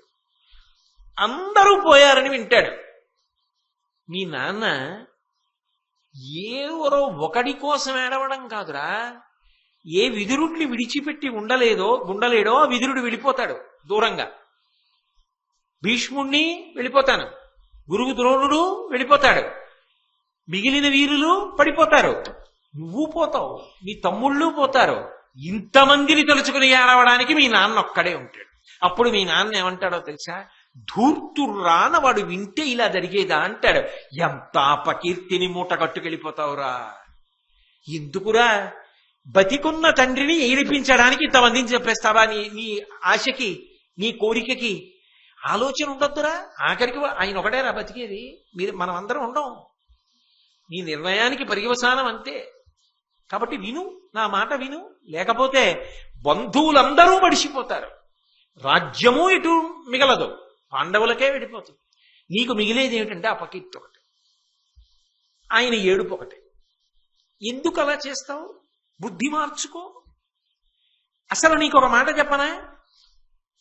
కృష్ణార్జునులతో వైరం పెట్టుకోవడం నీకొక్కడికే నష్టం కదా అని నువ్వు అనుకుంటున్నావేమో, నాకే కదా నష్టం అనుకుంటున్నావేమో. కాదు, నువ్వు నీ వెనక బయలుదేరినందుకు నీ తమ్ముళ్ళు, ఇక్కడుండి యుద్ధానికి బయలుదేరుతున్నందుకు మేము, నీకు మద్దతునిస్తూ బయలుదేరినటువంటి రాజులు, వాళ్ల సైన్యాలు 11 అక్షోహిణీలు, గుర్రాలు, ఏనుగులు, లొట్టిపిట్టలు, ఇవన్నీ చాలవన్నట్టుగా నీ బంధుత్వంలో ఉన్న చుట్టాలు వీళ్ళందరూ కూడా సర్వనాశనం అయిపోవడం ఒకెత్తు, ఇహానికి పరానికి కూడా నశించిపోతావు. ఇక్కడ నీ పేరు చెప్పేటప్పటికీ అమ్మ దుర్మార్గుడండి అంటారు. నువ్వు వెళ్ళిపోయినా నీ అపకీర్తి ఎలా మిగిలిపోతుందో తెలుసా? వాడు మాట వినండి, వాడు దుర్యోధనుడు అంటాడు. అపకీర్తికి మారు పేరుగా మిగిలిపోతావు ఈ భూమి మీద.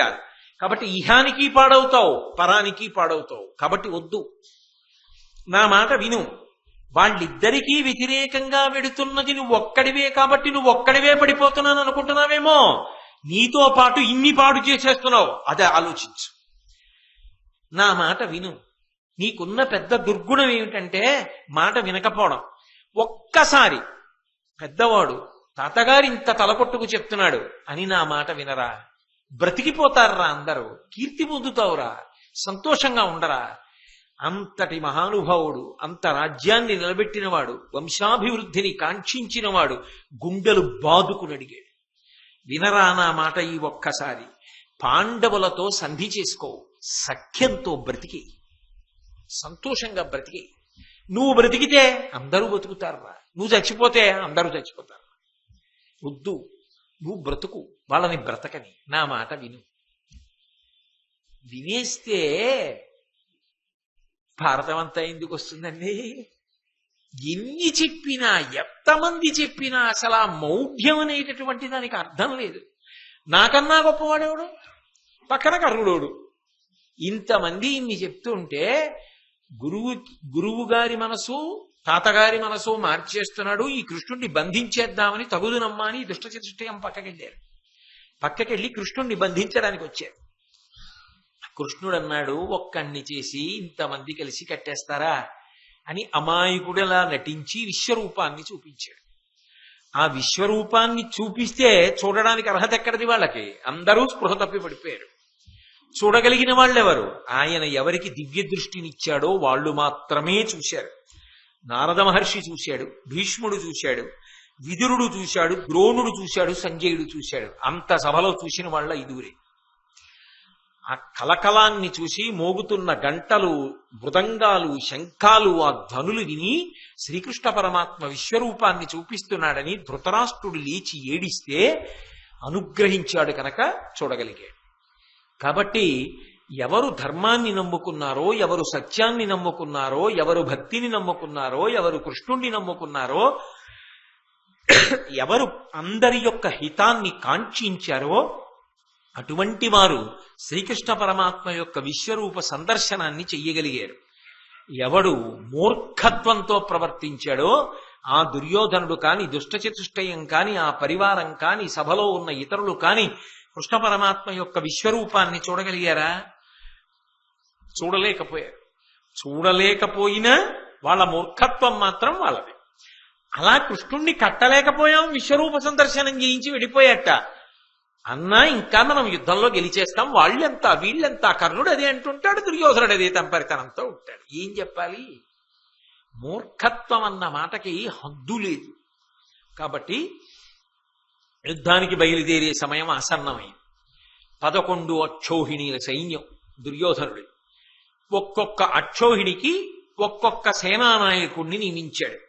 అందులో ద్రోణాచార్యుల వారు, కర్ణుడు, అశ్వత్థామ, బాహ్లికుడు, శల్యుడు, కృపుడు, భూరిశ్రవుడు, శకుని, కృతవర్మ, కాంభోజరాజు, సైంధవుడు 11 మందిని ఒక్కొక్క అక్షోహిణీ సైన్యానికి ఒక్కొక్కరికి నాయకత్వం ఇచ్చాడు, సేనాధిపత్యం ఇచ్చాడు. ఇచ్చి భీష్మాచార్యుల వారి దగ్గరికి వెళ్ళాడు. వెళ్ళి, తాతగారు నేను మీతో కొన్ని మాటలు చెప్పాలి.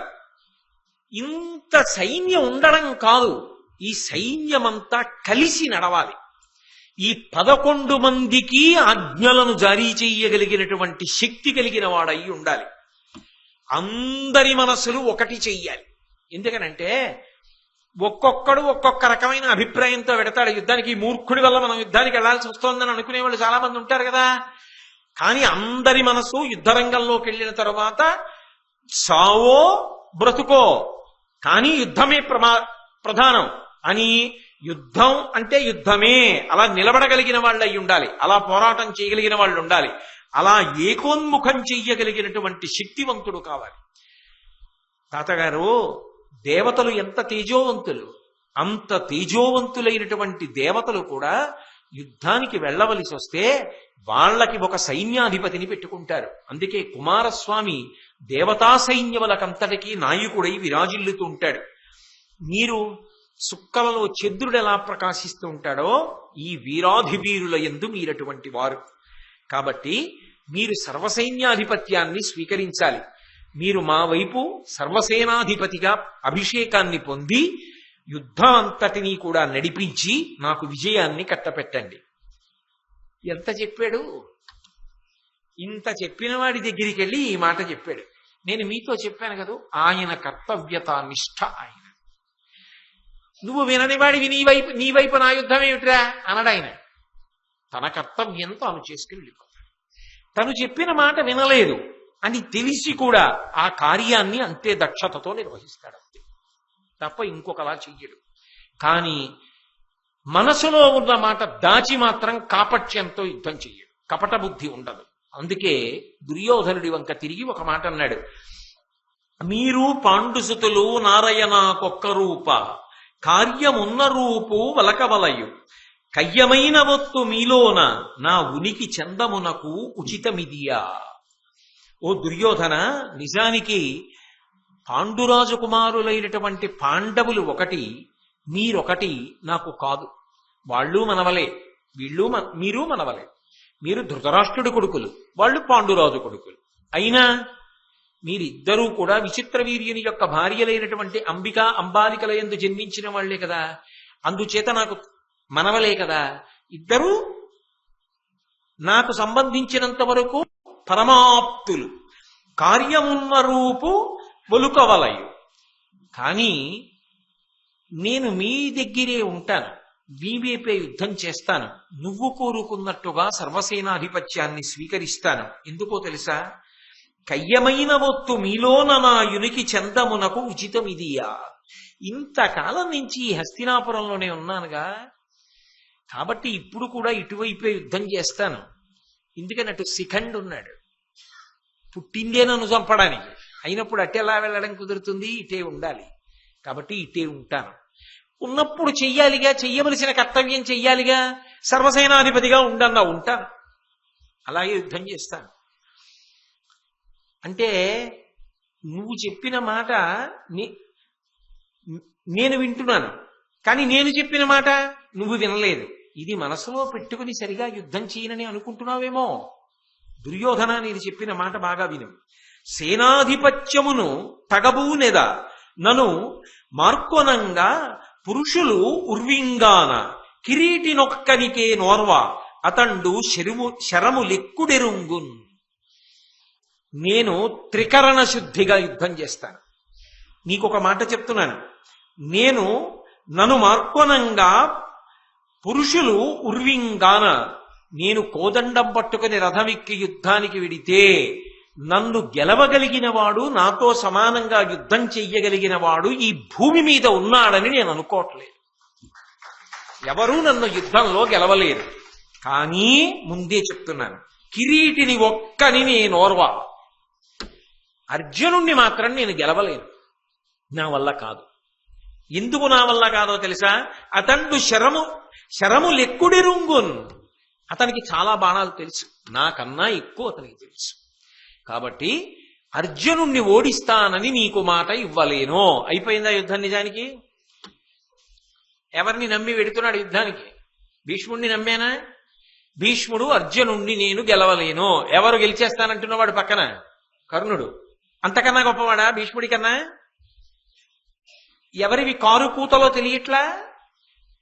కానీ పెద్ద మనిషి తరహా అంటే అది. ఉన్న మాట ఉన్నట్లుగా భీష్ముడు చెప్పేశాడు. కాబట్టి అర్జునుడు గెలుస్తాడు, నేను గెలవను, నాకు సాధ్యం కాదు. అర్జునుణ్ణి నేను చంపుతాను, అర్జునుణ్ణి ఓడిస్తానని ఆశ పెట్టుకుంటావేమో, అటువంటి ఆశ పెట్టుకోవద్దు, నా వల్ల కాదు. ఇంకెవడైనా ఉంటే నమ్ముకో. ద్రోణాచార్యుల వారు కూడా అదే చెప్పారు, అర్జునుణ్ణి గెలవడం అంత తేలికేం కాదని చెప్పేశాడు. ఇంకా యుద్ధానికి వెళ్తాడు? ఒకనాడు చెప్తే విన్నాడు గనకనా, ఇవాళ చెప్తే వినకపోవడానికి. కాబట్టి తెరవారి నెల్లదరమిడి నరుకుదు పాండు క్షితీశ నందనులను రూపరసేయం చేయాడదు తరుమరు నా మీద అచ్యుతగ్రతమారున్. నీకు ముందే చెప్తున్నాను దుర్యోధన, యుద్ధంలో ఎటువంటి యోధాన యోధులనైనా చంపేస్తాను. నేను చంపాలనుకుంటే అర్జునుణ్ణి తప్ప మిగిలిన పాండవుల్ని చంపగలను, కానీ చంపను. అది కూడా చెప్తున్నాను. రేపు పొద్దున తాతగారు మీరు యుద్ధం చేసి చంపలేదు వాళ్ళని నన్ను అడగద్దు. నా చేత్తో నేను పాండవులను చంపను. ఎందుకనంటావేమో, ఇతపూర్వమే నీకు 1,000 మార్లు చెప్పా. వాళ్ళు ధర్మాత్ములు, అవమానములు పడిన వారు, ఓర్పు కలిగిన వారు, తండ్రి లేని బిడ్డలు. నేను తాతనయ్యుండి వాళ్ళని చంపనా నీ పక్షానున్నానని? వాళ్ళు ధర్మాత్ములు, కాబట్టి వాళ్ళ 5గురిని నేను చంపను. చంపగలిగి 4గురిని చంపను, ఓడించలేక ఒకడిని ఓడించాను. నువ్వు అన్నావు కాబట్టి సర్వసేనాధిపత్యం చేస్తాను. ఏ నమ్మకంతో పెడుతున్నాడండి యుద్ధానికి? ఇంకా భీష్ముడిలో ఏమైనా కపట బుద్ధి ఉందా? ఇది చేసి పెడతానని చెప్పాడా కర్ణుళ్ళే? ఆయన ముందే చెప్పేశాడు. భీష్ముడే ఈ మాటలు చెప్పిన తరువాత అసలు యుద్ధానికి వెళ్ళొచ్చా దుర్యోధనుడు? పైగా ఇంకొక మాట చెప్పాడు, నేను వాళ్ళ మీదకి వెళ్ళకపోవడం కాదు, వాళ్ళు కూడా ఉగ్రతతో నా మీదకి రారు. ఎందుకు రారు అంటావేమో, 1 నా బలదర్ప శౌర్య పరాక్రమములు అటువంటివి, 2 వాళ్ళకి నా మీదున్న పూజ్య భావన అటువంటి. తాతగారు ఆయన మీదకి ఆ యుద్ధానికి అని వాళ్ళు దర్పంతో వ్యగ్రతతో నా మీదకొచ్చి బాణప్రయోగం చెయ్యరు. నిజం, వెళ్ళలా అర్జునుడు. తాతగారి జోలిక అని మిన్నకున్నాడు చాలా రోజులు. 10 రోజులు చేశాడు యుద్ధం భీష్మాచార్యుల వారు. కాబట్టి వాళ్ళు కూడా నా మీదకి రారు. సర్వసేనాధిపత్యాన్ని అంగీకరిస్తాను, కానీ దుర్యోధన ముందే చెప్తున్నా, కర్ణుడు యుద్ధం చేస్తే నీ చేయను, నీ చేసినంత కాలం కర్ణుడు చేయకూడదు. అంటే కర్ణుడు అంటే ఎంత అసహ్యమో చూడండి. ఎందుకని అంటే ఈయన చేయలేనివన్నీ నేను చేస్తానంటాడు. వెంటనే చంపగలడా అర్జునుణ్ణి? ఆ మాట భీష్ముడికి రోషాన్ని తెప్పించింది అనుకోండి, పర్యవసానాలు వేరుగా ఉంటాయి. అందుకే వీడు యుద్ధం చేస్తే నీ చేయను, నేను యుద్ధం చేసినంత కాలం వీడు చేయడానికి వీలు. అంటే దాని అర్థం ఏమిటి? నేను పడిపోతాను, వీడిని తర్వాత చేసుకోమా. ఆయనే పడిపోయినా వీడిని నమ్ముకుని యుద్ధానికి వెడితే ఇంకంతకన్నా మూర్ఖత్వానికి హద్దేమిటి? కాబట్టి నేను చేసినంత కాలం ఇతను చేయడానికి వీల్లేదు. వెంటనే కర్ణుడు లేచి అన్నాడు, నేను మాత్రం అసలు నువ్వు యుద్ధం చేస్తుంటే యుద్ధం చేయడానికి వస్తానని ఎలా అనుకున్నావు? నీ తర్వాత నేను వస్తాను యుద్ధానికి అన్నాడు. అంటే అమంగళమా కాదా? నువ్వు పడిపోయిన తర్వాత నేను యుద్ధానికి వస్తాను, నేను అప్పుడు సైనాధిపత్యం తీసుకుని నేను యుద్ధం చేస్తానులే అన్నాడు. అంటే ఇలా ప్రథమం ప్రారంభం చేస్తూనే ఒకళ్ళ చావు ఒకళ్ళు కోరుకున్నారు. భీష్ముడు పడిపోవాలి, తర్వాత కర్ణుడు యుద్ధానికి వస్తాట. అంత గొప్ప ప్రగల్భాలు. అంటే భీష్ముడు చేయకుండా వదిలేసినవన్నీ తర్వాత వెళ్ళి చేసేస్తానులేవో, అంత తేలిక ఆయన దృష్టిలో. అందుకు కదూ కారు కూతలు కూస్తుంటాడినా అని భీష్ముడు తినే అన్నాడా మహానుభావుడు అని. సర్వసైనాధిపత్యాన్ని స్వీకరించడానికి అంగీకరిస్తే భేరీ మృదంగ శంఖ మహారవములు సెలగచేయుడని పనిచి మహోదార పతాకాద్యుత్సవ గౌరవములు నడపే ఎల్ల కడలం పురిలోన్. దుర్యోధనుడు వెంటనే ఆ యుద్ధంలో ఉపయోగించేటటువంటి అత్యంత మంగళప్రదమైన ఉంటే అట్టెక్కములు, ఆ తర్వాత పతాకములు, ఇటువంటి వాటినన్నింటినీ కూడా పట్టణమంతా ఊరిరిగింపు చేయించి చాలా గొప్పగా పూజలు చేయించి భీష్మాచార్యుల వారిని తీసుకొచ్చి ఉచితాసనం మీద కూర్చోపెట్టి రత్న కలశాలు, బంగారంతో చేసిన కలశాలు, వెండితో చేసిన కలశాలు తీసుకొచ్చి అందులో పవిత్ర నదీ జలములను నింపి అందులో మణులు, పూలు, పవిత్రమైనటువంటి వృక్షముల యొక్క బెరళ్ళు, చిగుళ్ళు, ఓషధులు ఇవన్నీ వేసి మంత్రములతో తంత్రములతో ఆయన్ని అభిషేకం చేసి సర్వసేనాధిపతిగా నియమించాడు. అనేక మంది ఋత్విక్కుల్ని, పురోహితుల్ని తీసుకొచ్చి అనేకమైనటువంటి మంత్రములను గానం చేయించాడు. ఇన్ని చేయించి భీష్మాచార్యుల వారికి పట్టాభిషేకం అవగానే ఆకాశం ఒక్కసారి ఉరిమి హస్తినాపురం అంతా పిడుగులు పడ్డాయి. పిడుగులు పడి వర్షం మొదలైంది. ఆ వర్షం ఏం వర్షము అంటే అందులోంచి రాళ్ళు, నెత్తురు, ఎముకలు, పిడుగులు వర్షంలో హస్తినాపురం అంతా పడ్డాయి. పరమ అమంగళమయ. యుద్ధానికి బయలుదేరుతూ సర్వసేనాధిపతిగా భీష్ముణ్ణి పట్టాభిషేకం చెయ్యగానే ఇటువంటి వానబడింది అంటే ఇక మిగిలేవాడు ఎవడో ఉండడు అని గుర్తు. కాబట్టి ఇప్పటికైనా వెళ్ళకూడదుగా. ఇంత పట్టాభిషేకం చెయ్యగానే ఇటువంటి వానబడింది, శకునం తెలిసిపోతోంది, ఊరుకోవాలి కదా. ఆయన అన్నాడు, దానికే విరుగుడు శాంతి ఉందిగా, శాంతి మంత్రాలు ఉంటాయిగా, దానాలు చేస్తాను, దాంతో అక్కడికి అది పోతుంది, యుద్ధానికే వెళదాం. అంటే ఇంకా అసలు ఆ మూర్ఖత్వానికి హద్దు ఏముంటుందండి? ఇంక ఎవడు చెప్పగలడు అటువంటి వాడికి? సరే, భీష్మాచార్యుల వారు మహానుభావుడు, మహాప్రాజ్ఞుడు, ఎవరెవరి శక్తి ఏపాటిదో ఆయనకి బాగా తెలుసు. అందుకే అతిరథులెవరు, సమరథులెవరు, మహారథులెవరు, అర్ధరథులెవరు ఇదంతా నిర్ణయం చేశాడు. వాళ్ళ వాళ్ళ స్థాయి. అతిరథుడు అంటే చాలా గొప్పవాడు. అతిరథుల్లో దుర్యోధనుడు, కృతవర్మ, శల్యుడు, భూరిశ్రవుడు, సమరథుల్లో దుర్యోధనుడి యొక్క సోదరుడు సుదక్షిణుడు, మహారథుల్లో సైంధవుడు, త్రిగర్త దేశాధిపతులు 5, అర్ధరథుల్లో నీలుడు, విందాను విందులు, ఇలా అందరి గురించి చెప్పాడు. కర్ణుడి గురించి చెప్పలా. కర్ణుడు ఎదురు చూస్తున్నాడు, ఏమంటాడు నన్నని. ఆయన దృష్టిలో ఆయనని మించిన వీరుడు లేడు. ఆయన చాలా గొప్ప కితాబిచ్చి మాట్లాడింది ద్రోణాచార్యుల వారి గురించి. ద్రోణాచార్యుల వారి గురించి చెప్పినప్పుడు నేను చెప్పా, భీష్ముడు మీకు ఆయన గురించి ఏమని చెప్పాడు, అసలు ఇటువంటి వాడు లేడు భూమండలం మీద అని చెప్పాడు. తర్వాత కర్ణుడి వంక తిరిగి దుర్యోధనుడితో అన్నాడు, ఈ కర్ణుడు అర్ధరథుడు, అంటే అందరికన్నా కూడా తక్కువ స్థాయి వీరుడు. ఎందుచేత అంటావేమో, నీకు ప్రగ్గడయును నెయ్యంపు చెలియునై కయ్యంబునకు ఎప్పుడు కాలు త్రవ్వు, పాండుపుత్రులతోడి పగకు నిన్నెసగొల్పు కొలువున రజ్జులు పలుకునట్టి రాధాసుతుండు అర్ధరథుడు. కుండలములు కవచంబు పోవుట కారణముగా బీరువారినవాడు వీరిడి కృపన్ పెద్ద పరశురాముండు శాపమున వీని అస్త్ర వీర్యంబు చిరిచే అట్లవుట వీడు పార్థు మార్కొని మానంబు ప్రాణములను తనకు సొమ్ముగా దక్కించుకొనగలేమి ఎల్లవారికి ఎంతయు తెల్లమధిపా. ఈ కర్ణుడు అర్థరథుడు. వీడేదో చాలా గొప్ప యుద్ధం చేస్తాడని నువ్వు ఆశలు పెట్టుకున్నావు. నీకు ప్రగ్గడుయును, నీకు చాలా గొప్ప మంత్రి కదూ ఈ కర్ణుడు, నీకు ఆలోచనలు చెప్తుంటాడు. నెయ్యంపు చెలియునై, మంచి చెలికాడు స్నేహితుడు, ఎప్పుడు యుద్ధానికి ముందుంటానని చెప్పి కాలు తవ్వుతూ ఉంటాడు కదూ అటువంటి వాడు. పాండుపుత్రులు ఎంతటి వాళ్ళు అని చెప్పి వాళ్ళ మీద పగతో తక్కువ చేసి మాట్లాడుతూ ఉంటాడు. కొలువుకూటంలో అటువంటి ప్రేలాపనలన్నీ పేలుతూ ఉంటాడు. అటువంటి వీడు రాధాసుతుండు అర్థరథుడు. నిజానికి అర్థరథుడు ఎందుకో తెలుసా? నే పక్షపాతంతో చెప్పట్లా. సహజ కవచ కుండలములతో పుట్టాడు, కానీ ఆ కవచ కుండలములను తీసి దానం చేసేశాడు.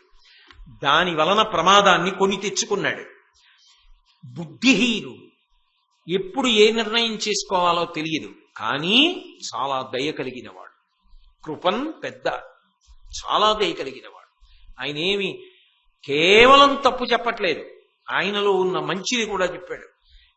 దయ కలిగినవాడు. అలాగే పరశురాముని యొక్క శాపం చేత ఈయనకి ఉన్నటువంటి అస్త్రముల తేజస్సు నశించిపోయింది. అందుచేతనే అర్జునుడిని యుద్ధంలో ఎదుర్కొని గెలవలేడు, మానము ప్రాణము నిలబెట్టుకోలేడు. అర్జునుడి చేతిలో ఖచ్చితంగా యుద్ధభూమిలో మరణించి తీరుతాడు. కాబట్టి ఆ విషయం అందరికీ తెలుసు. నాకేమిటి, అర్థరథుడు కాబట్టి కర్ణుడి స్థాయి అంతే.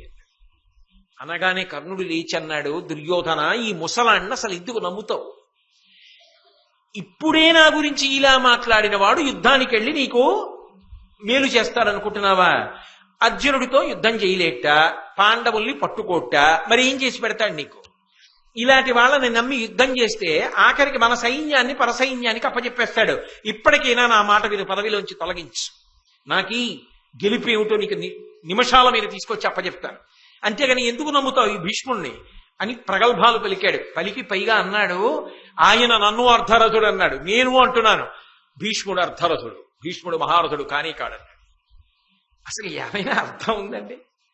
అనగానే భీష్మాచార్యుల వారు లేచి అన్నాడు, ముదుకడనైన నాదు బలమున్ చలమున్ వివిధాస్త్ర శస్త్ర సంపదయును పోయి నీ గురుడు భార్గవుచే విను. అజిభూమి నాకెదిరిన వారు పెక్కెడల ఏమయరో ఎరుగన్ జగంబు నా ముదియును నీ కుమారుతనమున్ వరుసన్ విజయుండు ఎరింగెడున్. దుర్యోధన, నేను ముసలాన్ని ముసిలాడు అంటున్నావు కదూ. నేను ఒక మాట చెప్తాను విను. నాకున్న అస్త్రశస్త్ర సంపద ఎటువంటిదో, నేను ఎంత ముసలివాణ్ణో, నేను యుద్ధం ఎలా చేస్తానో, బ్రహ్మాస్త్రం కోసం పరశురాముణ్ణి ఆశ్రయించి నేర్చుకున్నావుగా. నీకు గురువేగా పరశురాముడు, వెళ్ళడుగు పరశురాముణ్ణి నేనేమిటో. ఆ పరశురాముడు ఓడిపోలా అంబ విషయంలో? మీ గురువుగారిని వెళ్ళడుగు, చెప్తాడు నేనేమిటో. నేను ముదుసలిని అర్ధరథుణ్ణి అంటున్నావుగా, నీకు పాఠం నేర్పిన గురువు గారిని అడుగు, నేను ఎవరో చెప్తాడు. నా చేతిలో ఓడిపోయిన ఎంతమంది రాజులు ఉన్నారో వాళ్ళని వెళ్ళడుగు, నా పరాక్రమం ఏమిటో, నా శౌర్యం ఏమిటో చెప్తారు. నువ్వు గెలిచింది ఎవరినో చెప్పు నాకు. కాబట్టి నా ముదుసలితనం ఏమిటో, నీ శక్తి ఏమిటో, నీ యవ్వనం ఏమిటో మాటల్లో కాదు, రేపు యుద్ధంలో అర్జునుడి ముందు నిలబడినప్పుడు తెలుస్తుంది. నిజం కదూ. భీష్ముడు యుద్ధం చేస్తే 2 సార్లు కృష్ణుడు రథం దిగిపోయి చక్రం పట్టుకున్నాడు. భాగవతంలో ఒకసారి చూపిస్తారు, భారతంలో 2 మాటలు జరిగింది. అంటే అర్జునుడంతటి వాడు కొట్టలేకపోతే కృష్ణుడు చక్రం పట్టుకు దిగిపోవలసి వచ్చింది. కర్ణుడు బాణాలు కాసేపు వేయకో నా రథచక్రం తెగబడిపోయిందని బతిమాలుకోవాల్సి వచ్చింది. భీష్ముడు అన్న మాట నిజమైందా? కాబట్టి రేపు పొద్దున్న అర్జునుడితో యుద్ధం చేస్తావుగా, అప్పుడు ఎవరు ముదుసలో ఎవరు ఓయిసులో ఉన్నవాడో అప్పుడు తేలుతుందిలే. ఇప్పుడు అని అనుమానింపక సభలో నన్ను నీ చెప్పుకొనవలసిన నాకిమ్మి దుర్జనితుడబగు నీ ఎడ ఈసున నాకిటు పలుకవలసే సుతతనూజా. మీ అమ్మ కడుపున చెడ పుట్టావురా కర్ణ. ఎందుకంటావేమో, నేనిప్పుడు నేను పొగుడుకోలేదురా సభలో. అలా పొగుడుకోకూడదు, తప్పు. కానీ ఇవాళ నువ్వు మాట్లాడిన మాటలకి ఒళ్ళు మండిపోయి నీ మీద ద్వేషంతో అనవసరంగా నన్ను నేను పొగుడుకున్నాను మొట్టమొదటిసారి. అలా ఎప్పుడూ తనని తాను పొగుడుకోకూడదు. కానీ నీ వలన నేను ధర్మం కొంచెం పక్కకొచ్చి పొగుడుకోవలసి వచ్చింది సభలో అంటే, ఎలా పుట్టావురా, మీ అమ్మ కడుపున చెడ పుట్టావురా నువ్వు అన్నాడు. ఇంకింతకన్నా ఏమనాలండి కర్ణుణ్ణి అని. ఇప్పుడే చంపేద్దును నిన్ను, రేపు పొద్దున్న యుద్ధం వరకెందుకు, ఇక్కడే చంపేద్దును కర్ణ. నెపమిడి యోహటించి ఇటు నీవు తొలంగిన పోవచ్చునే, కుపిత మనస్కుడై నరుడు కూల్ప క్రమంబున దొడ్డలెల్ల చన్న పిదప ఎట్లు తొచ్చెదు రణంబున, అప్పుడు చావకున్న దైన్యపు పరివారమున్ పతియునైన ఎరింగెదరెల్ల చందముల్. ఇవ్వాలంటే భీష్ముడు యుద్ధం చేస్తున్నాడు, నేను రాను, భీష్ముడు చచ్చిపోయిన తర్వాత నేను వస్తాను అని యుద్ధం చేయకుండా తప్పుకుంటున్నావు. కానీ మనందరం అర్జునుడి ముందు బ్రతుకుతాం అనుకుంటున్నావా? ఎలాగో వెళ్ళిపోతాను రా, ఆయన ముందు అందరం వెళ్ళిపోతాం, పెద్దవాళ్ళందరూ వెళ్ళిపోతారు, ఏదో కొంత సైన్యం మిగులుతుంది దీనంగా. ఎందుకు? నిన్ను నమ్ముకుని వెళ్ళాలి కాబట్టి యుద్ధానికి. అప్పుడు నువ్వు ఎడతావుగా యుద్ధానికి, అప్పుడు ఎలా తప్పించుకుంటావు? భీష్ముడు ఉన్నాడు యుద్ధానికి రానని చెప్పడానికి నీకు వంకేది? అప్పుడు వంక లేదు. ఇప్పుడంటే నా వంక చెప్పి యుద్ధం నుంచి పారిపోతున్నావు, అప్పుడు వంక చెప్పడానికి లేదు, యుద్ధానికి వెళ్ళాలి. వెళ్ళి అర్జునుడి ముందు నించో, అప్పుడు తెలుస్తాయి నీ ప్రగల్భాలు ఏమిటో, నీ పౌరుషం ఏమిటో, ఈ మాటలు ఏమిటో, ఈ కథలు ఏమిటో, అప్పుడు తెలుస్తాయి. నిన్ను నమ్ముకుని నీ వల్ల గెలిచేస్తానంటున్నాడే, ఆ గెలిచేస్తానని నమ్ముకున్న దుర్యోధనుడికి అప్పుడు తెలుస్తుంది. కాబట్టి అప్పుడు యుద్ధం చేద్దుగానివి అని అన్న తర్వాత దుర్యోధనుడు వచ్చి అయ్యో అయ్యో అయ్యో అయ్యో అలా దెబ్బలాడుకోకండి అని శాంతపరిచి, పాండవుల వైపు అతిరథ మహారథులు ఎవరో నాకు కొంచెం చెప్పన్నాడు. పాండవులు ఉత్తరుడు, అభిమన్యుడు, సాత్యకి, ద్రుపదుడు, శిఖండి, దృష్టజ్యుమ్నుడు, దుష్టకేతుడు, భోజుడు, అజుడు, ఉత్తమౌజుడు, యుధామన్యుడు, అలాగే క్షత్రదేవుడు, జయంతుడు, అమితౌజుడు, విరాటుడు, సత్యజితుడు, ఒకడేటి ఇంతమంది మహావీరులు ఉన్నారు. వీళ్ళందరి సంగతి అలా ఉంచు. ఈ కర్ణుడు ఇంతంత పెద్ద పెద్ద మాటలు మాట్లాడుతున్నాడు కదా, నిజంగా రేపు పొద్దున్న కర్ణుడు వెళ్ళి అటువంటి వాళ్ళతో యుద్ధం చేయగలడని దుర్యోధన నువ్వు అనుకుంటున్నావా? వాళ్ళతో యుద్ధం చేయడం కాదు, వీడు పేలిన ప్రేలాపనకి ఇప్పుడే చంపేద్దను. సూతపుత్ర, ఇతడు నా తల పెద్ద మోపెట్టి నమ్మియున్న ఎట్టి చోట క్రందుసేయ నాకు కాదని సైరించియున్న బ్రతికితి ఇంకా ఊరకుండా. నాకు సర్వసేనాధిపత్యం ఇచ్చావు కాబట్టి నువ్వు నమ్ముకున్న వాడిని నేను చంపేస్తే బాగుండదు, నేనే నీ పక్షం వాడితో యుద్ధం చేసినట్టుంటుందని వదిలేస్తున్నా. కర్ణా, ఇక నా ముందు నిలబడకు, పో, ఇంకా నిలబడితే చంపి అదలబారేస్తాను. అక్కడి నుంచి వెళ్ళిపోయాడు కర్ణుడు. భీష్ముడు ఉన్నంతకాలం కర్ణుడు యుద్ధం చేయడు కాబట్టి నేను యుద్ధం చెయ్యను అని పక్కకెళ్ళిపోయాడు. పాండవులలో అతిరథ మహారథుల్ని చెప్పి భీష్ముడు ఒక మాట చెప్పాడు. వారందరూ ధర్మవైభవంబున తపస్సంపద ఎక్కుడు జనులకెల్లా ధనువు ఆరంగంబులను పరిణితులు తా కోర్తురు పరులకు ఓర్వరాని కొల్తల కలరు పెక్కులు పరాక్రమములు వేర్వేర చేసిన వీరులు ఒక్క మొగమై తాకిన వెడగందకుండునే మన సేన మున్నవమానపాటు దుఃఖపాటు కలిగి తొడరంగ వచ్చిన వారుగాన అలతిపోరు ప్రాణమా అసపడక యోపినంతయో పెనగుదురు అది సహించి నిలుచుట అరిది మనకు. పాండవులతో యుద్ధం అంటే ఏమనుకుంటున్నారో సేనాధిపతులారా, చాలా జాగ్రత్తగా ఉండండి. వాళ్ళు అపారమైనటువంటి తపస్సు కలిగిన వాళ్ళు, అపారమైనటువంటి ధర్మనిష్టాగరిష్ఠులు, అన్నిటినీ మించి ధనుర్వేదాన్ని చాలా గొప్పగా నేర్చుకున్న వాళ్ళు. మామూలుగా యుద్ధానికి వస్తేనే ఒక్కొక్కడిది ఒక్కొక్క రకమైన పరాక్రమం, ఒక్కడు చాలు. అటువంటి వాళ్ళు 5 వస్తున్నారు. 5 కలిసి రావడం ఒకెత్తు, అనేకమైన అవమానములు పడున్నారు, ఎన్నో కష్టాలు పడున్నారు. ఇన్ని అవమానములకు, ఇన్ని కష్టములకు కారణమైన వాళ్ళు ఎదురుగుండా కనపడుతుంటే వాళ్ళు వదిలిపెడతారా? వెనక్కి తిరగరు, ఒడిసి పట్టేస్తారు. అంత గొప్ప యుద్ధం చేస్తారు. మామూలు యుద్ధం కాదు, ఇప్పుడు మరీ ప్రబలిన ఉత్సాహంతో చేస్తారు. అటువంటప్పుడు మన ప్రాణాలు మనం నిలబెట్టుకోవడం, మన సైన్యాన్ని మనం కాపాడుకోవడం అంత తేలిక విషయం కాదు. ఒళ్ళు దగ్గర పెట్టుకుని శ్రద్ధతో యుద్ధం చెయ్యడం చాలా అవశ్యం. కాబట్టి అలా యుద్ధం చెయ్యండి అని చెప్పి దుర్యోధనుడి వంక తిరిగి ఒక మాట చెప్పాడు. నరుడి మానమువాడనంగ వశమే నాకంత వారిందు ఎవ్వరు లేరు ఇంకను పుట్టరు ఆ పులికి దుర్వారోజ్యముండైన ఆ హరియం తోడటే ఏమి చెప్పుదు అతండా సేనలంకాచునొక్కరుడు కీటడగించు నీ బలములం గండీవ దుర్గాంతుడై. పాండవుల గురించి పాండవుల యుద్ధం గురించి దుర్యోధన నీతో చెప్పాను, కానీ ఒక్క మాట నీతో చెప్తున్నాను. వీళ్ళందరూ ఒకెత్తు, అర్జునుడు ఒక్కడే ఒకెత్తు. అర్జునుడు లాంటి వీరుడు ఇత పూర్వం ఈ భూమి మీద పుట్టలేదు, ఇప్పుడు భూమి మీద లేడు, ఇక ముందు పుడతాడని నమ్మకం లేదు. అంతటి మహావీరుడు అర్జునుడు. పెద్ద పులి వచ్చినట్టు వస్తాడు యుద్ధానికి, దానికి తగ్గట్టు ఆయన సారథి శ్రీకృష్ణుడు. ఇప్పుడు అర్జునుడు ఒకడే తన సైన్యాన్నంతటినీ కాపాడుకుని నీ సైన్యాన్ని మట్టు పెట్టేస్తాడు. అతను ఒక్కడు చాలు. అతనికి పోలిక చెప్పడం, అతని పరాక్రమం చెప్పడం, అతని శౌర్యం చెప్పడం నాకు కూడా చేత కాదు. అటువంటి అర్జునుడు వైరిపక్షంలో ఉండగా నువ్వు యుద్ధానికి వెడుతున్నావు. నీ కర్మ. ఇంతకుముందు కూడా చెప్పాను, ఇప్పుడు చెప్తున్నాను. అలాగే నేను ఎవరితో యుద్ధంలో ముందుకి వెళ్ళలేనో, ఎవరిని గెలవలేనో కూడా చెప్పా. అర్జునుడిని గెలవలేనని. పాండవులను ప్రయత్నపూర్వకంగా నేను చంపను అని కూడా చెప్పా. అలాగే ఇంకొక మాట చెప్తున్నా, పాండవ పక్షంలో ఇంకొక వీరుడు ఉన్నాడు, అతనితో కూడా నేను యుద్ధం చెయ్యను. పాండవుల దిక్కు రధికుల ఖండిత బలులైన నా మొగంబునబడి ఉద్దండత చుపగలేరు శిఖండిని ఒక్కరుని చంపగాని కుమారా. పాండవుల వైపు మిగిలిన వాళ్ళు ఎవరు రాని వాళ్ళ తల మిగలదు, పడగొట్టేస్తాను. కానీ ఒక్క శిఖండి వస్తే మాత్రం యుద్ధం చెయ్యను. ఉత్తర క్షణంలో శిఖండితో యుద్ధం చెయ్యకుండా తప్పుకుంటా. అవసరమైతే ధనుర్బాణములు వదిలిపెట్టేస్తాడు. ఎందుకని అంటే నాకు యుద్ధంలో కొన్ని ధర్మాలున్నాయి, అవి నేను పెట్టుకున్నటువంటి నియమాలు. ఆడువారితో నేను యుద్ధం చెయ్యను. మొదట ఆడువారిగా ఉన్న వారితో కూడా నేను యుద్ధం చెయ్యను. ఆడువారి పేరు పెట్టుకుని యుద్ధానికి వచ్చినా నేను యుద్ధం చెయ్యను.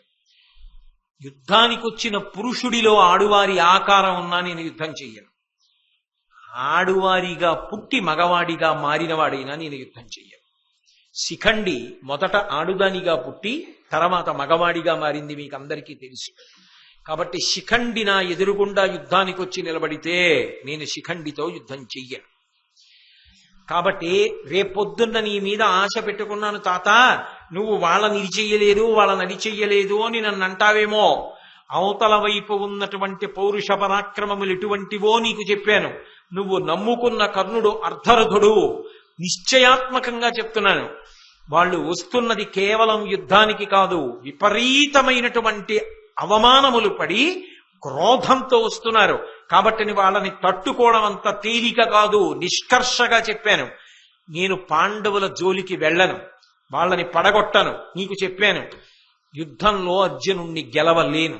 అర్జునుడికి నాకన్నా బాణాలు ఎక్కువ తెలుసు అంటే నేనే అర్జునుడి చేతిలో పడిపోయే అవకాశం ఉంది. అది కూడా నీకు చెప్పాను. ఇన్ని చెప్పి అప్పుడే నువ్వు వీటన్నిటికీ అంగీకరించిన తరువాత సర్వసేనాధిపతిగా నేను అభిషేకం చేయించుకున్నాను. ఇకపైన మీ అందరూ కూడా పూనికతో యుద్ధం చేయడానికి సిద్ధం కండి అని భీష్ముడు తాను చెప్పవలసినటువంటి మంచి మాటలన్నీ కూడా ఎక్కడా కపటం లేకుండా, దాపరికం లేకుండా, రేపొద్దున్న తనని నింద చేయడానికి అవకాశం లేకుండా తాను పెట్టుకున్న నియమాలేమిటో, యుద్ధంలో తాను ఎంత ధర్మానికి కట్టుబడి ఉంటాడో చెప్పి యుద్ధానికి బయలుదేరడానికి సిద్ధపడ్డాడు. చాలా సంతోషించాడు దుర్యోధనుడు. ఇన్ని చెప్పినా తాతగారు స్వచ్ఛంద మరణం ఉన్నవాడు, అవధ్యుడు. విశేషించి ఆయన కోదండం పట్టుకుని నిలబడితే దేవదానవులందరూ కలిసి కట్టుకుని ఎదురొచ్చినా పడగొట్టగలరా?